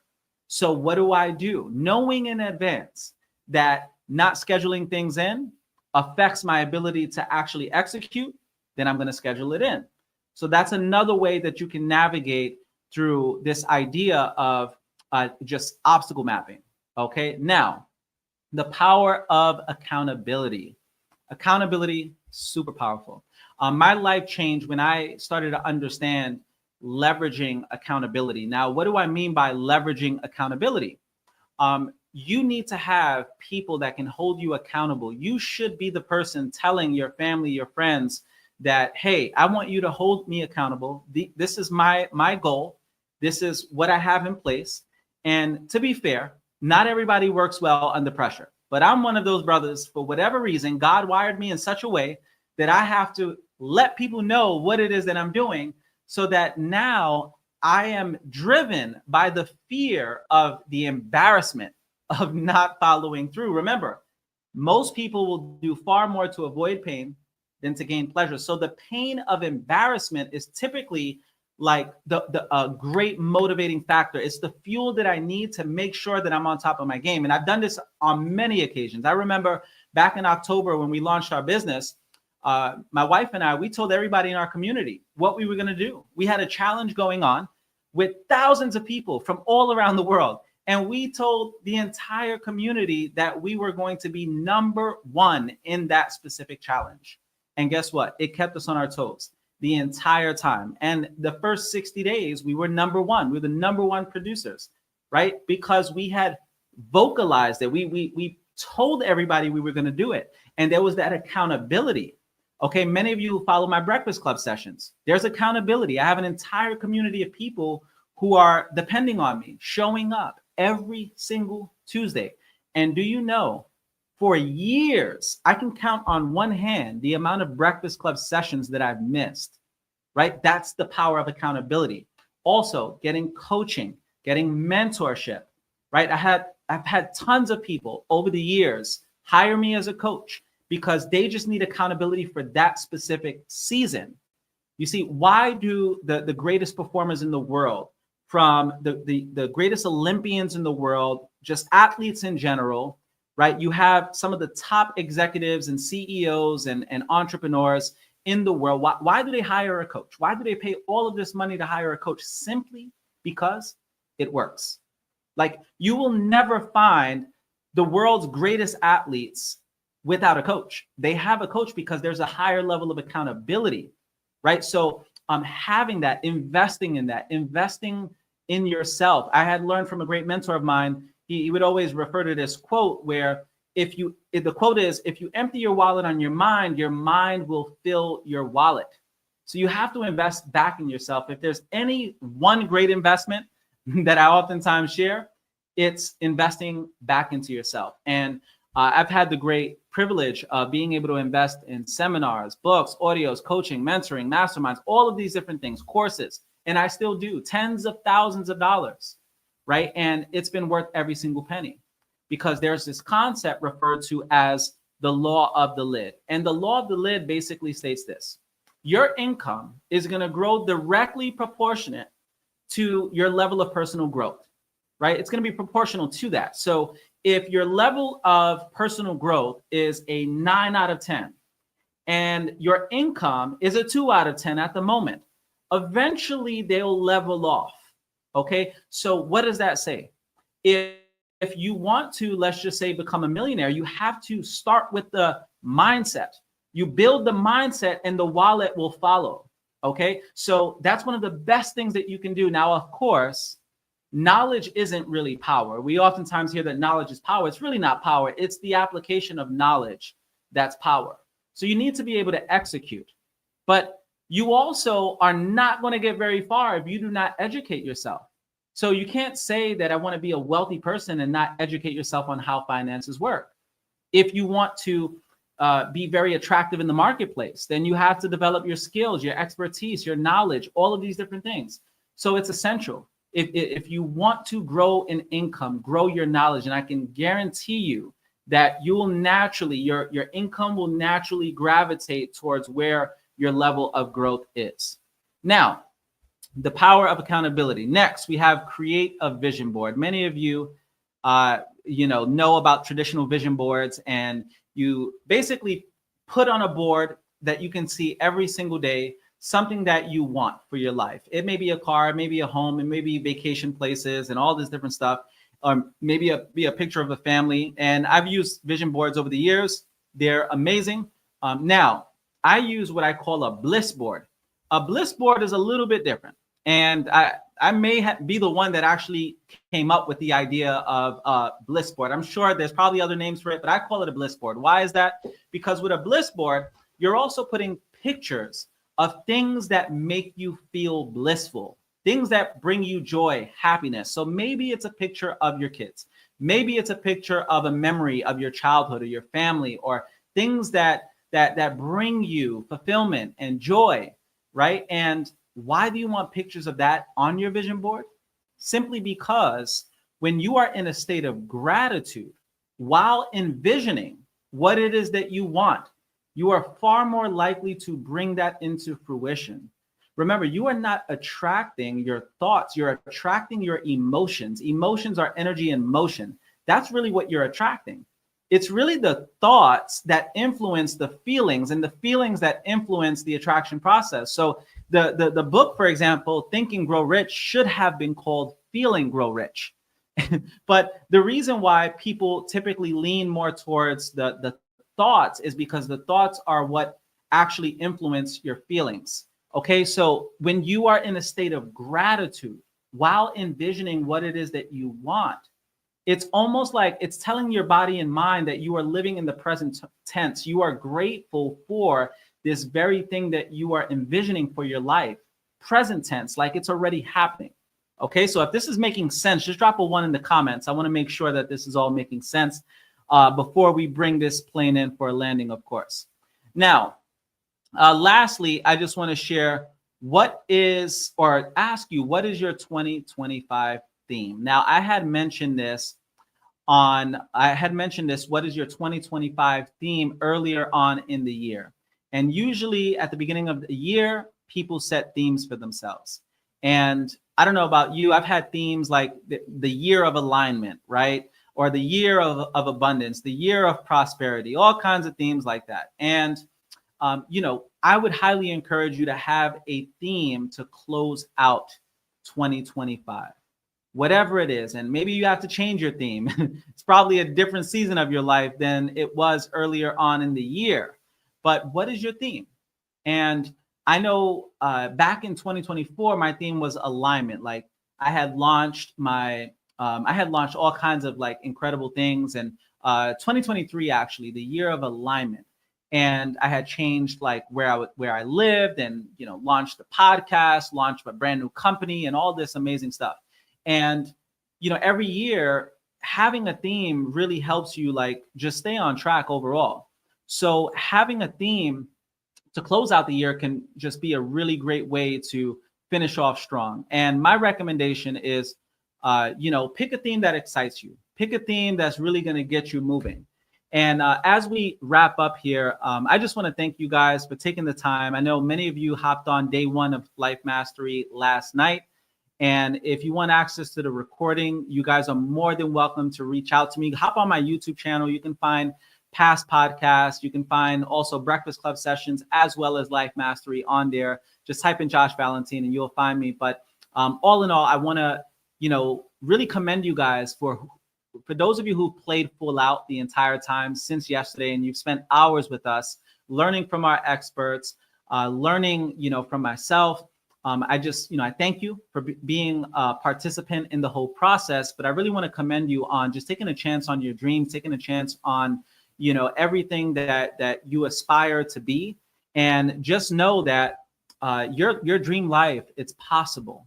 Like our expert, Chris Cordero, he jumped on earlier, his words of wisdom were just like, believe in yourself. Believe in yourself. That's what it's about. Like, we have all of these reasons on why our dreams can't happen, why there's so many obstacles in the way, and why this isn't the right time. But I want to challenge you guys to really ask yourself, why is it the right time? Why can you do this? Why can you be successful? What's great about you? What's special about you? What's unique about you? What have you gone through in your life that has made you stronger, more resilient, more capable, more wise? What have you gone through? And leverage that, lean into that, because what you focus on the longest grows the strongest in your life. What you focus on expands. And two thoughts can't occupy the mind simultaneously. So if you are focusing on all the reasons why you can't, then you're just going to get more of what you can't.